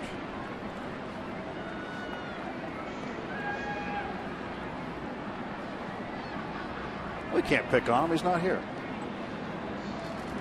0-1. Robinson, little dribbler. Tough play for Pedro. He won't have a play, and Robinson's got a second hit. Infield single. Pedro probably would not have had him anyway. He runs very well. Yeah, that's certainly a do or die for a third baseman. When you have somebody that runs well and they just dribble one up the grass there. We saw Tabata do the same thing to Freeze. Alvarez, who was playing back a little, came in and just couldn't pick it clean.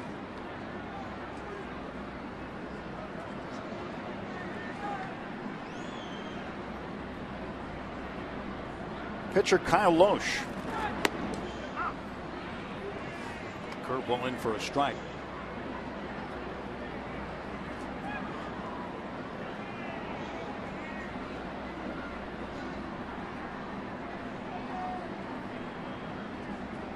Nothing and 1 the count to the Cardinal hurler, who takes another breaking ball for a strike.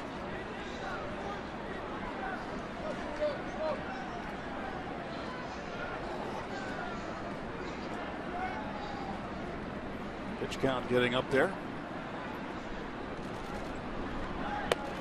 And he strikes him out. Good morning, good afternoon, and good night. A 3-pitch strikeout looking.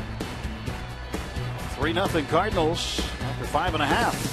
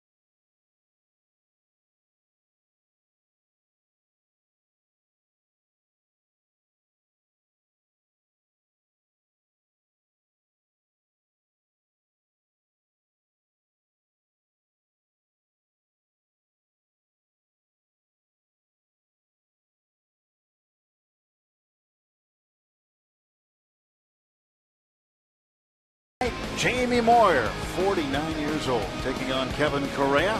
Oldest man to ever win a game. Get a win, that's right. So you'll be seeing an historical figure in baseball pitch tomorrow night. You know, every win he gets this year, he sets a record. That's right. Amazing. It's amazing. Also, losses, too, you'd have to think. That's you're right there. I didn't think about it like that. They want some runs. They want to win.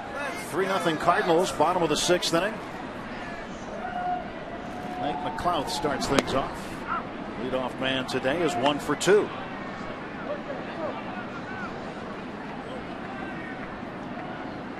Loesch still going strong here in the 6th inning. McLeod fouls it back. He's 0-2. Kevin Correa experienced some discomfort in his left side. Missed yesterday's start, so he'll start tomorrow. Sorry. Allegheny Sports Medicine. Injury update. Maybe just slept wrong. Slept on his side wrong.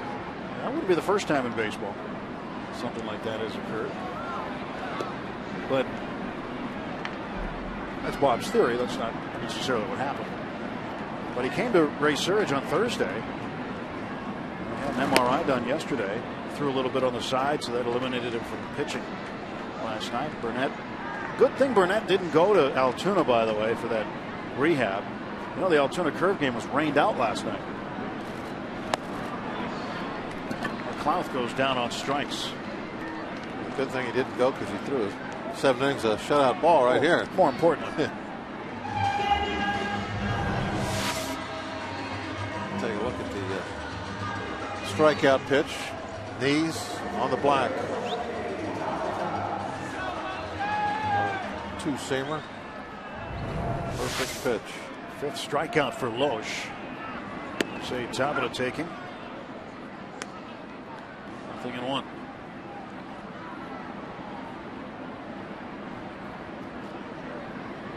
Three for 9 in the series. He is now 4 for 10 as he hits it off that little out cut in the stands, but he'll be in with a double. And Tabata's first extra base hit of 2012. He's getting a nice hand from the fans. Everybody knows what Jose is capable of doing. He's a very exciting player, a real table setter. He came out of the gate a little on the slow side. Maybe he'll be picking up the pace now. He is such a good base runner.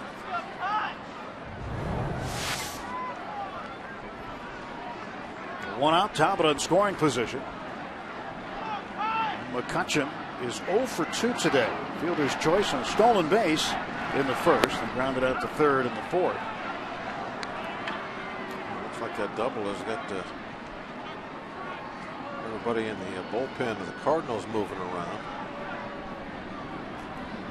Got a lefty up at Romero. J.C. Romero, one of the newcomers this year.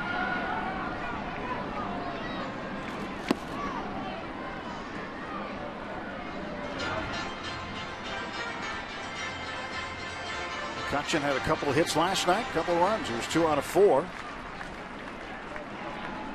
And in game 1 of this series, he went 0 for 4.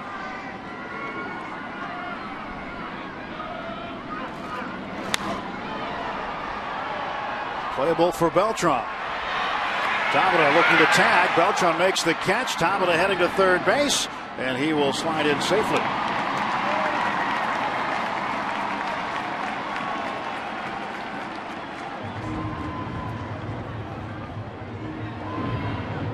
Tabata got a good jump once the catch was made. Advances 90 feet. Kind of rule of thumb there, if you can no chance of being thrown out when there's 2 outs, you go ahead and move up. You want to make a third out over at third base. In that case, no, he's going to make it easy, basically without a play. Well, that improves your position a little bit. You can score now on an error or a pass ball, wild pitch. A few more ways to get it done. Walker 1 for 2, fouls the first pitch back. Nail a single in the 4th inning. Pirates with just 4 hits today. Cardinals with 7.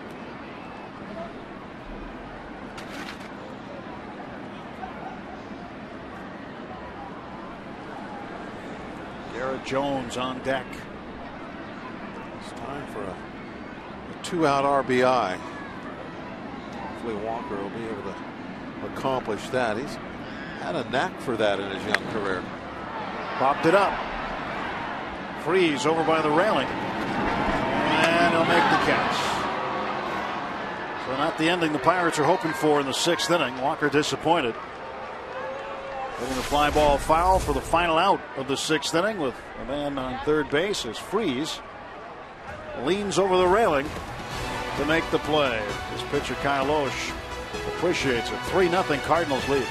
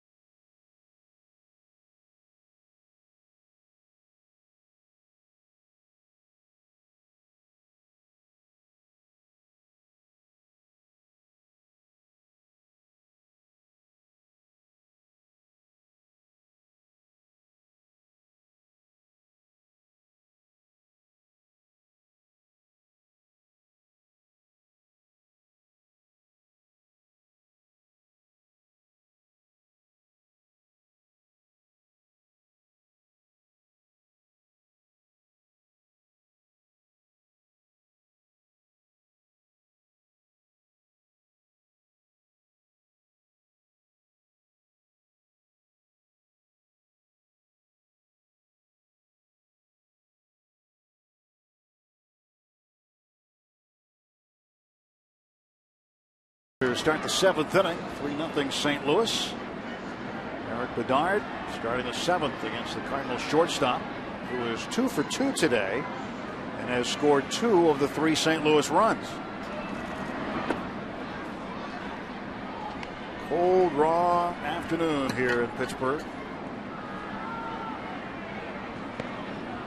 Game time temperature 44 degrees. Call to right field. Tabata on the run. 1 out. Bucks kick off a 3-game series against the Reds Friday, May 4th at 7:05, and it's a free shirt Friday modeled by Chris Resop. All fans will receive a Pirates t-shirt courtesy of Allegheny Sports Medicine. For tickets or to see all of the Free Shirt Friday designs for the season, visit pirates.com/Free Shirt Friday. Get to see the whole season selection. The whole selection is there. There's one you really want. Mark that date. Well, you should have them all. It feels like the Winter Classic out here today. Yeah. What's he doing here? That's got to be an unpopular shirt today. Huh? Notice he's sitting by himself. Flyers beating the Penguins 5-1, ending the Penguins season today. 6 games.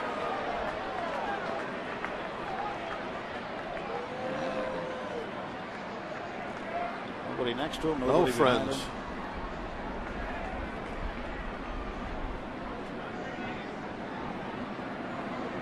If you want to be lonely, put on that jersey. Good hop for Alvarez. 2 down.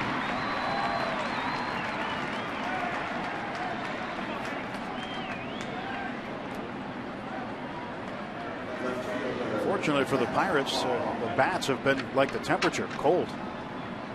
Need to heat them up. They drilled 2 for 4 yesterday. Here's Matt Holliday for the Cardinals. He's 0 for 2 with a walk. Struck out swinging in the 5th. Only 1 hit in 10 trips to the plate in this series. Curveball had been successful for Bedard against Holliday.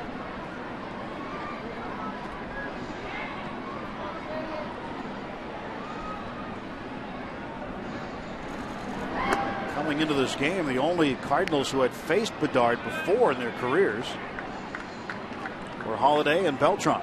Beltran still without a hit against Bedard.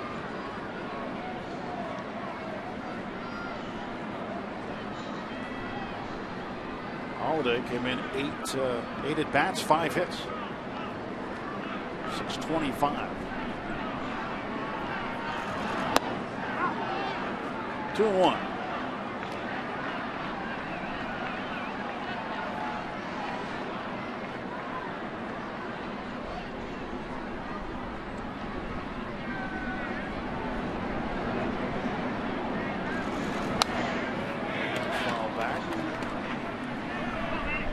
Fourth inning in Milwaukee. Colorado with a 1-0 lead over the Brewers. And Houston piling on the Dodgers right now. 8-0. They're in the bottom of the 4th. 100 total pitches by Bedard now.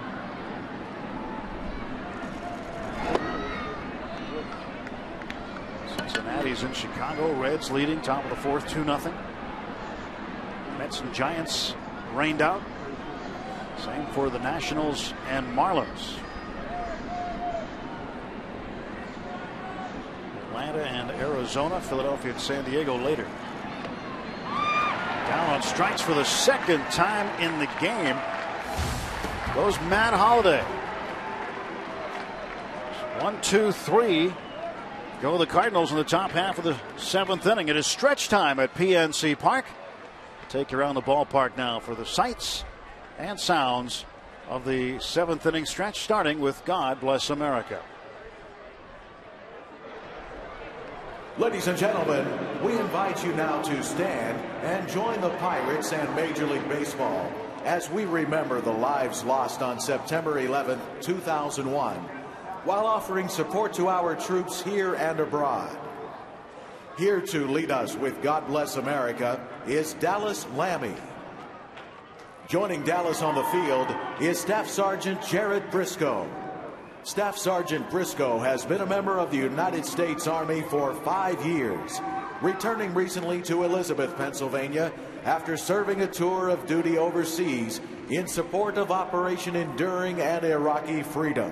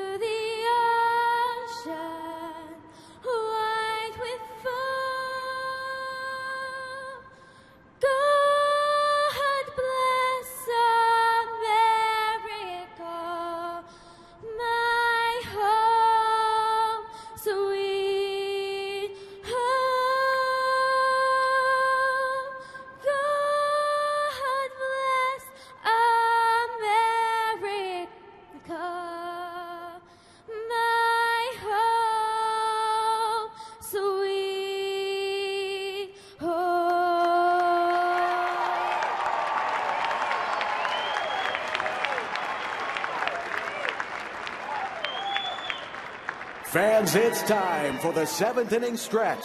We invite you now to stand, follow the bouncing Eaton Park Smiley Cookie, and join everyone watching at home on Root Sports as we sing Take Me Out to the Ball Game.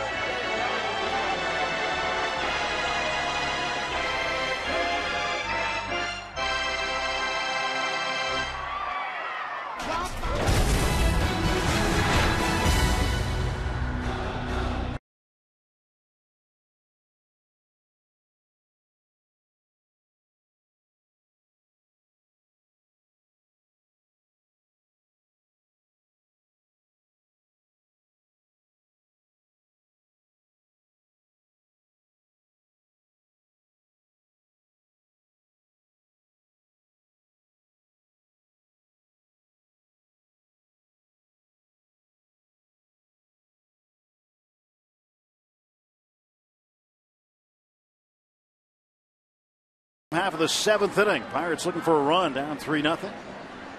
They pitched their first shutout last night of the 2012 season, shutting out the Cardinals 2-0 to even the series at a game apiece. Jones 1 for 5 in the series, 258 on the season. Jones fly deep to center field in the 2nd inning, grounded out to first in the 4th. Jones has homered off of Loesch in the past. And to make solid contact, get something going, a late rally. Yeah, I'd like to see maybe a leadoff double, maybe even more than a home run. Just get him throwing from the stretch. Maybe get him concerned about what a runner might be doing out there. I like base runners trying to get that big inning. Ouch. Cold day, that never feels good, but not on a day like today.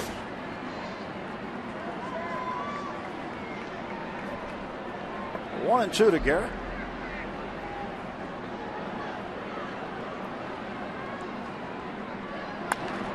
A roller to the right side. That's Green. 1 out. Try to pull the ball away.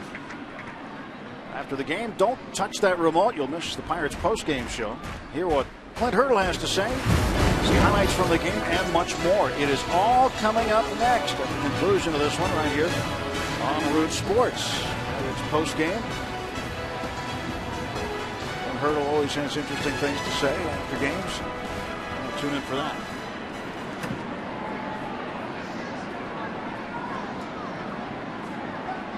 Jones now 0 for 3. Alvarez 0 for 2. It's ball 1. That last pitch that Garrett put on the ground, that was a textbook example of what happens when you go out there and you try to pull that outside pitch and you roll over on it a little early and you hit that ground ball to second base or shortstop if you're a right-hand hitter. Pedro got a piece of that one. Foul tip into the glove of Molina for strike 1.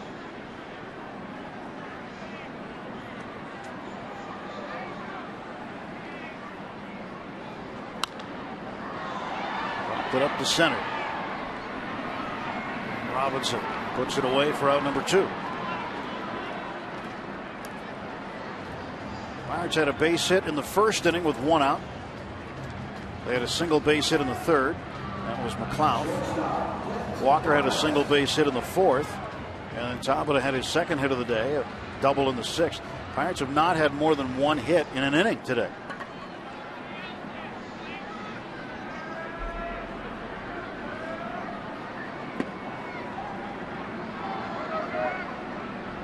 Barmes 0 for 2. Trying to bunt his way aboard in the 5th. David Freese made a nice play on it.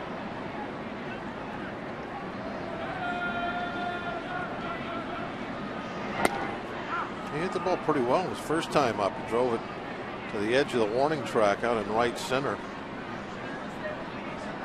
Just one of those things that when you're going bad with the bat, when you hit a ball well, there's always somebody out there to catch it, make a nice catch or running catch. And then when you lay down a bunt, somebody comes in, makes the bare hand play.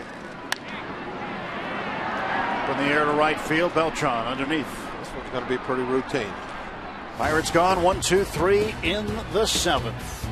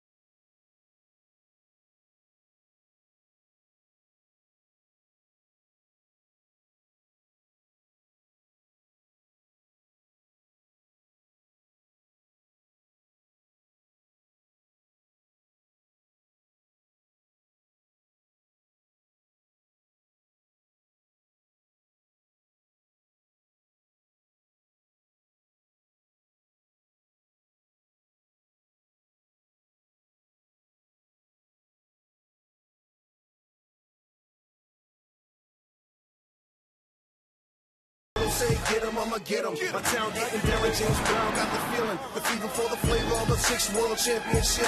We've been gone for a minute, now we handling this. PRR to the A to the TES. They call us Bucks, cause we money, homie, know we the best. We the Bucks, we gon' get them. This team's incredible. Uptown by Bob Walk fan, Chucky Jacoby. Pirate fan. And Bob Walk fan. Chucky is one of our best fans we got. Loves to come and watch his Bucks. Coming back at you. Let's go, Bucks. 3-0 Cardinals. Top of the 8th inning. New pitcher is on. It's Chris Resop. He takes over for Eric Bedard. Resop's numbers so far off to a good start. ERA in excellent shape, although he does have a loss. But Bedard ended up throwing a pretty decent ball game. Gave up 3 runs early, 1 in the first 2 in the third, and then settled down in the rest time, put up a bunch of zeros. Kind of what you want out of your starting pitcher, that's for sure. How about that hat, Bob? I like that one. That is a good-looking lid right there. I do like that hat. I would probably wear that rather than the parrot hat. I have to find one of those. I like it. Carlos Beltran leads off. Batting left-handed now for the first time today against the right-hander Resop. Beltran is 0 for 2 with a walk. Bedard is not going to improve any on those run support numbers, is he? He got 0 today. Pirates have scored a total of 2 runs in Eric's 4 starts.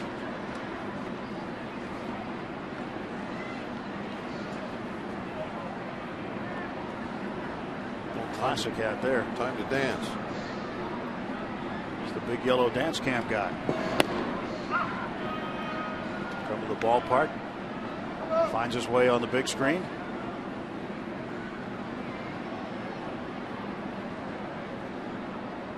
Got outstanding rhythm too.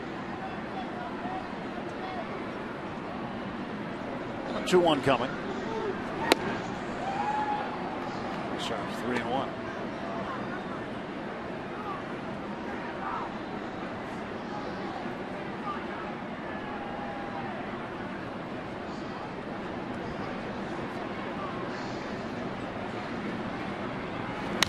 In the air to center. McCutcheon will make way for McLeod. That goes to left center. 1 out. Well, you can follow us on Twitter at Root Sports Pit for team news, special giveaways, and behind-the-scenes looks at your favorite teams. Join the conversation on Twitter and tell us how you root. McCutcheon is big on Twitter. He's at Cutch22. Bob, you ever use Twitter? No, I'm not a Twitter guy. Yeah. Leave that to the younger set. There's some twittering going on. Tweeting. Tweeting, is that what it is? Yeah. Tweeting. Strike to freeze, 1-1. Earlier this year, well, actually, Steve's the one that told me about it. Really? About email. Ah. You can like send messages to people. Called email. In the air to right. Here's Tabata. 2 out. Oh, is that a new thing? Email. Yeah, I got it down now. That 2 things I know how to do is MapQuest and email. Wow. A couple of new things that just came out. No, you just found out about them. They've been out for a while. It was out beyond the batter's eye, Manny's Barbecue. You know, if you're going out to Manny's, make sure you get the pulled pork sandwich that's got the pierogi on it. It is awesome. There's Manny's. Yeah. And you may see Manny out there. You can wave to Troy. Yeah. Troy is on top of the batter's eye. He sits up above Manny's.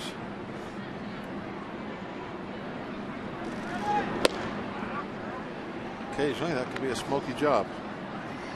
Sitting up on top of the barbecue. I think you'd get hungry sitting up there all day, though. 1-1 to Yadier Molina. Yep, there he is. All right, 1-1.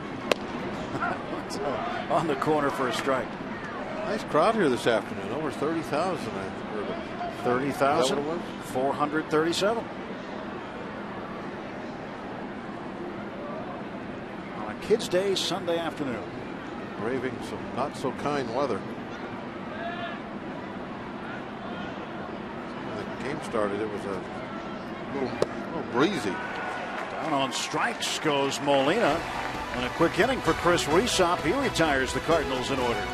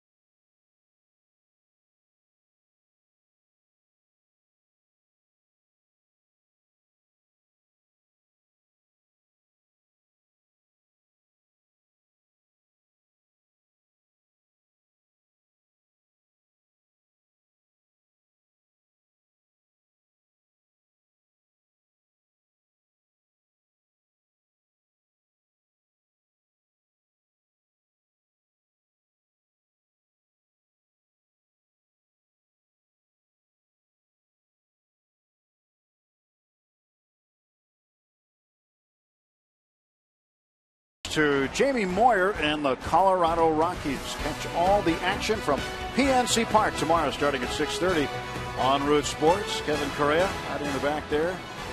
He will start against Moyer. That was confirmed before the game today. Early this morning, still some question as to whether or not Kevin would pitch. Brad Lincoln was ready just in case, but Kevin will go tomorrow. Michael McHenry starts things off for the Pirates in the bottom of the 8th. Going to get the goose egg off the board. 3-0 Cardinals. Cardinals a single run in the first, 2 in the third, and that's been it. The Pirates have been blank to this point of the game. Henry fouls this one back. And a look down in the on-deck circle. Casey McGee swinging the bat. McGee's a guy who's really earned some at-bats, and he's one of those guys you mentioned earlier about hitting Loesch well. Yeah. Hits him real well. Didn't find his way in the lineup today. We can get him up to the plate with somebody on base, specifically the Fort. Get something going here in the 8th. Running out of time, obviously. To right field, and looking up is Beltran. This ball's off the Clemente wall, and Michael McHenry in with a double, his first of the season. That's exactly what I was talking about last inning. You get that leadoff double.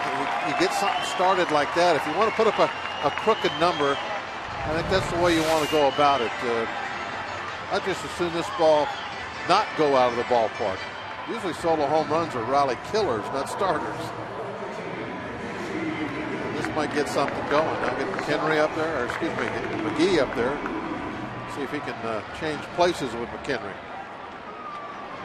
The number 21.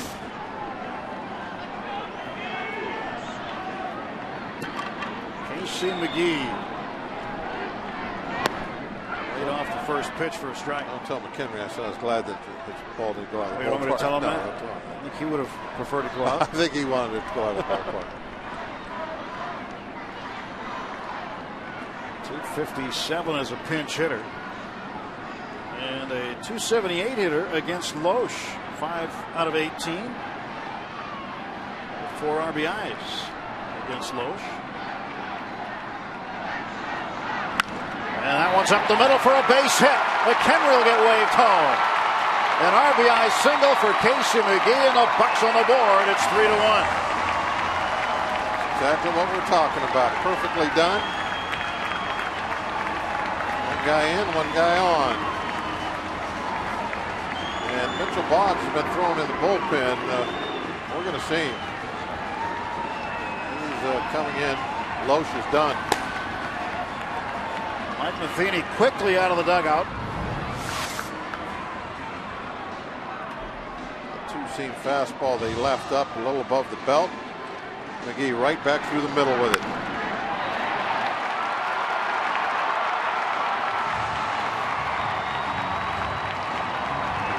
Fort makes his way all the way home.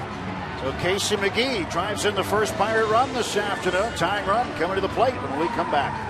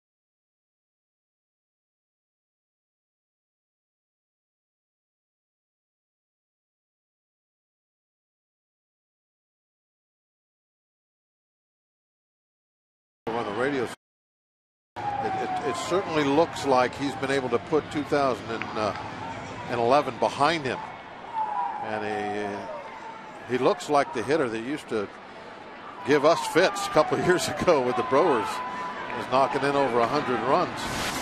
Tate McLeod into right center, and on comes Robinson. Go back to first base. Robinson trying to show off an arm. If he gets back, there's one down. He has to get down there, far enough to where if that ball falls in, he'll be able to beat any kind of throw to second. But then you don't want to get doubled off first if he catches it. So sometimes going off of second base, you find yourself in between a rock and a hard place. It was a Walker that had a similar type play. Frisco, was it? Somewhere on the road trip where the ball actually fell in. And he got forced at second base. That was Jones with Walker running. Yeah, it was Walker that was off, and he got forced at second base. Right. It's a tough thing when you're running. You get out there, you're in a no man's land, but you just got to hope that you can get back or get to second if the ball falls. Top of the right back to Boggs. And out at first. Confusion at second over who was going to cover. Green, the second baseman, ultimately did. And the Cardinals find their way out of the inning on a ball that was tattooed and headed up the middle. But Boggs there to field his position and get the twin kill. Pirates manage one and trail by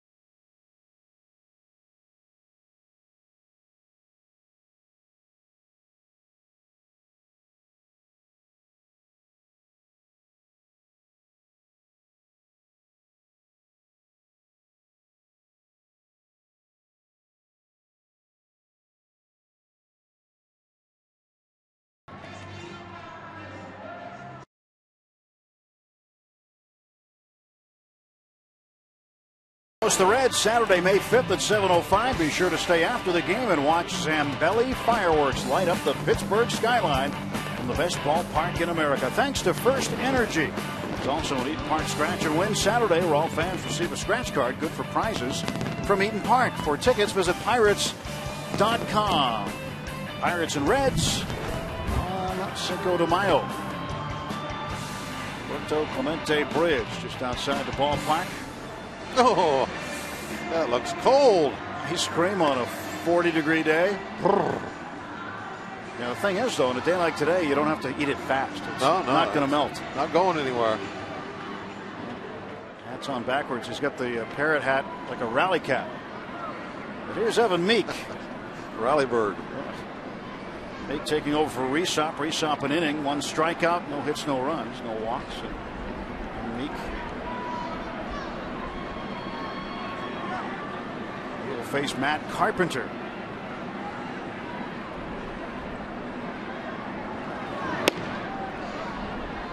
Who'd have thought at this point in the season that Lance Berkman's backup would have more home runs than Albert Pujols at the first base position for St. Louis. 2-0 to Carpenter. Carpenter with 1. Pujols still looking for 1. Angels hosting Baltimore right now in the 2nd inning. No score there. How about the Houston Astros? Double digits on the Dodgers. 10-0. Ball to the right side. Long way to go for Jones. Tosses to Meek. 1 down.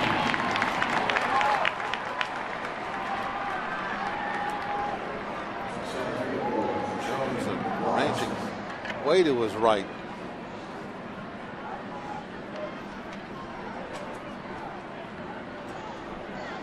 Bunch of ground ball to Neal. I know. Walker was getting ready to set up his feet to make the play, but Garrett had it within range, and Meek a good break off the mound. Get to first base in plenty of time. Yeah, you know, when you're out there pitching, you'd rather have that happen than have a first baseman think, well, the second baseman will get that, and you go to the bag, and then the ball just barely gets out into right field. It's your job to get over there and cover the bag and be there for that first baseman.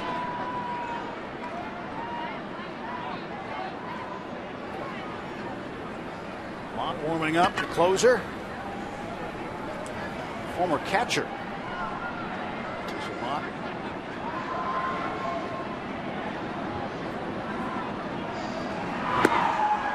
Remember in 2009, Mott was tried out at the beginning of the season as the closer. Tony La Russa liked him there.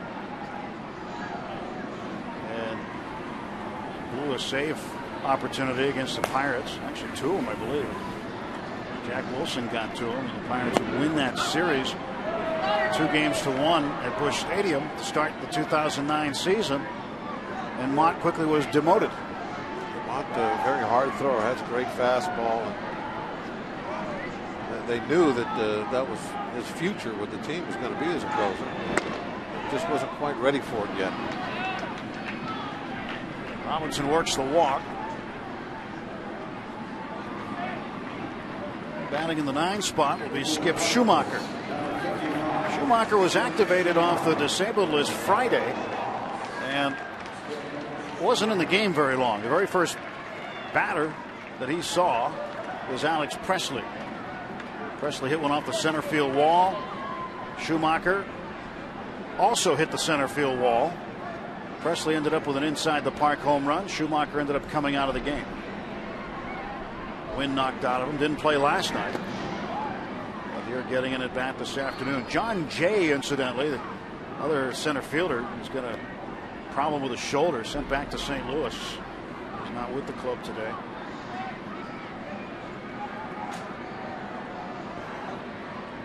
Alex Presley, the first inside the park home run at PNC Park since Jack Wilson hit one in 2004.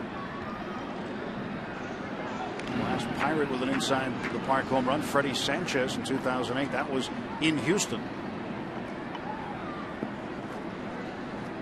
And I told Alex yesterday that it was the first time a Pirate had an inside the park home run to lead off an inning since Omar Moreno in 1980. I don't know if he could think back and process how far back 1980 is from 2012. But it wasn't his first as a professional. It was his first major league inside the park home run. He had one last year for Indianapolis in Scranton. Schumacher takes high 2-0. Alex told me, though, there was a play at the plate on that one. You would think Presley would get quite a few in his career because of how consistent he is in running hard right out of the box. He'll put himself in a position out there around second base many times when something funny does happen in the outfield. And he will get that windmill from the third base coach a little more often than other guys would. Schumacher to center field, and that's going to get in for a hit. Rounding second, heading for third is Robinson. Runners at the corners and one out for the Cardinals in the ninth. Skip Schumacher comes back after primarily 2 days off. Trying to get that run back that the Pirates picked up in the bottom of last inning. Well, insurance going into the bottom of the ninth. They've set themselves up pretty good here. Pirates need a double play ball. But going back to that, what I was saying about Presley, that he's very consistent running out of the box. There are a lot of guys, probably even most guys, that they get that extra base hit and they get satisfied with double. You know, they hit the ball, they see it into a gap, and they think, okay, 2 bases, double. I'm on second, and they'll put it on cruise control a little bit. What we've seen from Alex so far is he doesn't play that kind of game. It doesn't matter if he hit a one-hopper back to the pitcher or a ball into the north side notch. He runs the same way. Call slaps this one foul.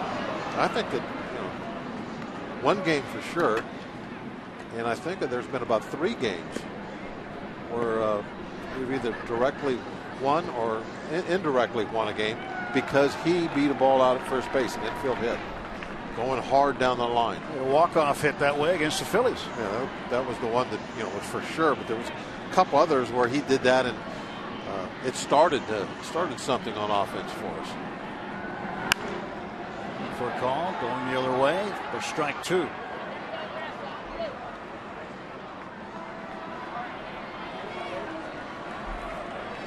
Let's go, Meek. Let's go, Meek. The Meek shall inherit the earth. Let's go, Meek. On Earth Day. It is Earth Day, isn't it?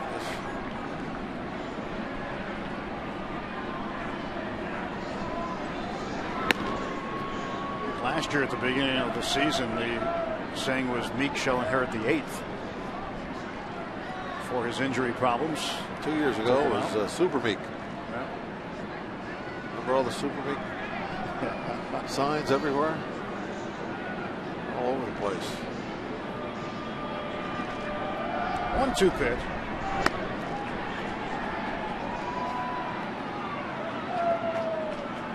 Two balls and 2 strikes. Well, the fans really did figure it out last year, Bob, how to get on television. Just put the Root logo on there, on your sign, and somebody with a camera will find you.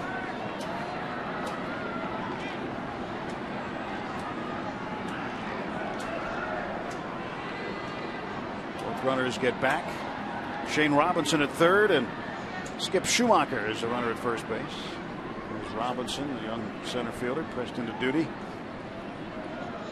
Jay and Schumacher unable to go. That's through for a hit, and the Cardinals add a run. Rafael Furcal's 3rd hit of the ball game. Just well placed. Not a hard hit, anything like that. Just slapped. On the other direction, hoping he finds that hole, and there it is.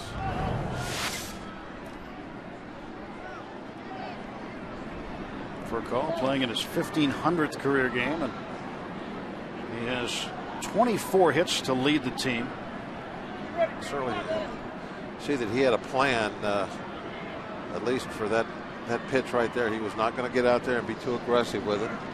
He was going to wait as late as he could, just try and slap the ball the other way. Didn't want to swing at a pitch out of the strike zone. Had a plan, stuck to it, and it worked. Robinson scores. Schumacher at second for Call. His 8th RBI. And Green is swinging a miss. For Call, by the way, has 999 runs scored in his career. The 2 he has scored today. The next run he scores will be the 1,000th. For a very long and productive career for the shortstop for Call.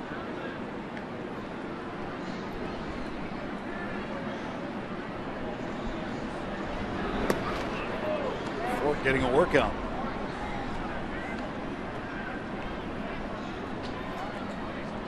(4-1) St. Louis. Brad Lincoln is up in the bullpen for the Pirates now. Brad was originally going to start tomorrow's game in place of Jeff Karstens, but Kevin Correa will go now as the rotation gets jumbled up a little bit. Green down on strikes, 2 gone. He able to crank up the velocity a little bit on this fastball. Right down the middle. There's something on it. That was more of a super meek pitch. Well, he used to get it up 97, 98. Yeah, well, that might not have been up there, but it still had enough on it. There was no contact. That one was 94. Matt Holliday 0 for 3 with a walk. He has struck out twice. 2 on, 2 out for St. Louis, and Holliday's got a hit. Just his second of the series. Coming around to score is Schumacher, and for Call is in at third. And Holliday an RBI single. His 8th run batted in. Holliday doing the same thing that we saw for Call. There's a little slap the other way. Took a breaking ball that was in a good spot. There it is, down and away, and he just pokes it to right. Not much on it. Jones made the right decision. He cut it off, tried to get the last out over at third. So now 5-1 St. Louis. And still that magic number of 5, which has worked for the Pirates and against the Pirates. They have just, it bears repeating that this is the 15th game of the season, and in each game this year they have not scored more than 5 or given up more than 5. And the National League record, 16 straight games set by the 1965 Pirates. Holliday with his first hit today. 3rd hit of the inning off of Meek. And Beltran was 0 for 3 with a walk. Struck out, hit into a double play. Ball 1. That first fastball at 94. Meek slowly getting the velocity back that he had a couple years ago. You can see it building up. Ooh. And down to second goes Holliday. I don't know why Holliday would stop. He pulled up about 2/3 of the way down when he saw McHenry looking to throw, but he was in no man's land. You got to keep running through, but here is the stop by McHenry. Yeah, this was a nice block of that ball. I sure like the location of our AGH cam. Getting some good views today.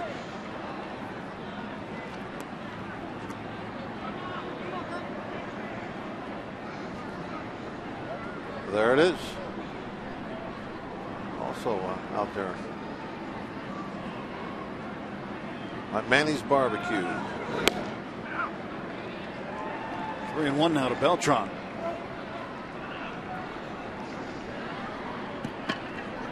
Get a look in from true center field. It's our true center camera, the regular center field camera you see. It gives you an excellent view of the strike zone where that ball is. Walker gloves it. Double clutch and a throw to Beltran.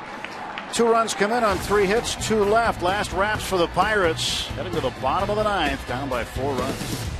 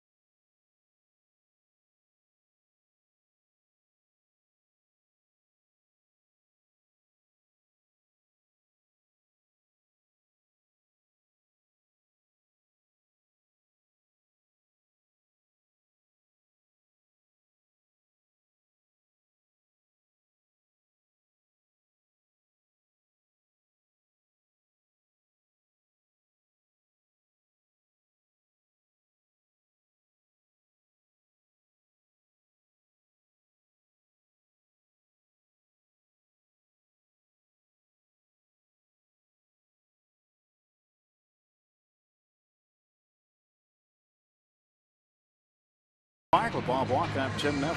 5-1 Cardinals, 5 runs on 10 hits, 1 run on 6 hits for the Pirates. That 1 run came in the 8th inning, a leadoff double by Michael McHenry, followed up by a pinch hit single by Casey McGee to drive in McHenry. Kyle McClellan comes on to try to finish things up here for the Cardinals, but he'll face Andrew McCutchen, who hopes to keep things alive.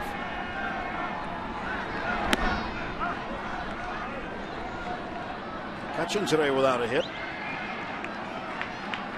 He does have a stolen base, however. And, be like last inning. We need base runners. Guys will be taking a strike. Something you have to do when you're down by 4 with only 3 outs left. Look for a walk here or there. Some way to build an inning you can put up a crooked number in. In the air to left center. Robinson. Wow.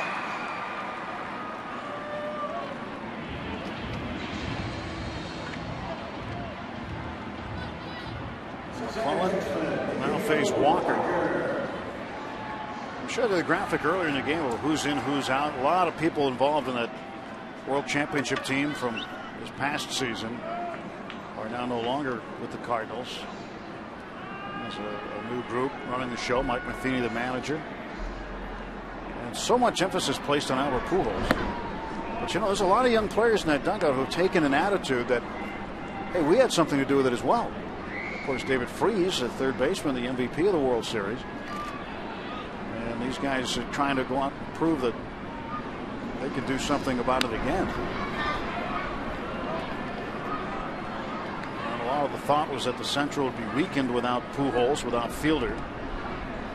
The Brewers are still going to be pretty good, and Matt Holliday's still going to get his hits. The Pirates hope to be more competitive with the Cardinals this year at the end of the season. 9-7 last year the Cardinals were against the Pirates, and 5-4 here at PNC Park.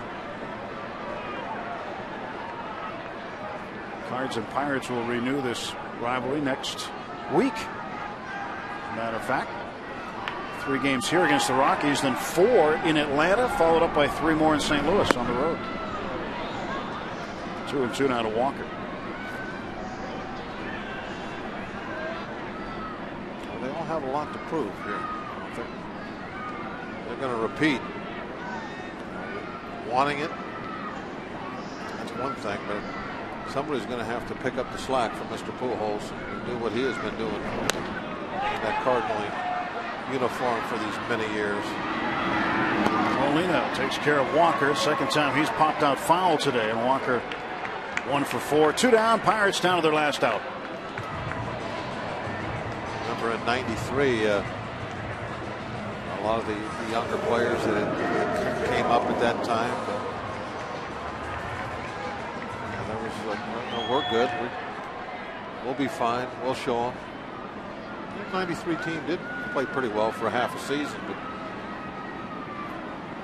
ran out of gas. It's tough to lose superstars like a Pujols or a Barry Bonds and be the same team. Maybe they can get it done. We've got the next 6 months to find out. A lot can happen between now and then.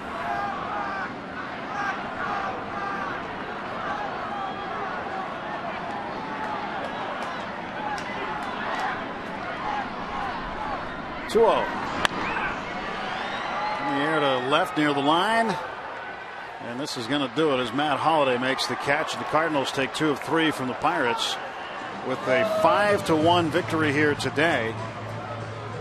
Another tough one for Eric Bedard, who went 7 and is on the wrong end of a decision. Yeah, that's obviously a theme now that Bedard, along with some other pitchers on the team, can't get any run support. Pirate offense occasionally looks like maybe it's going to come to life, do a little something. We'll have a game where we're encouraged, but then again, you turn the page and you'll have a game like this: 1 run on 6 hits. The offense has to get something going, on some kind of a regular basis. It's going to be very, very tough to put any kind of winning streak together until we start putting up 4, 5, 6 runs a game. Got to find a way to do that.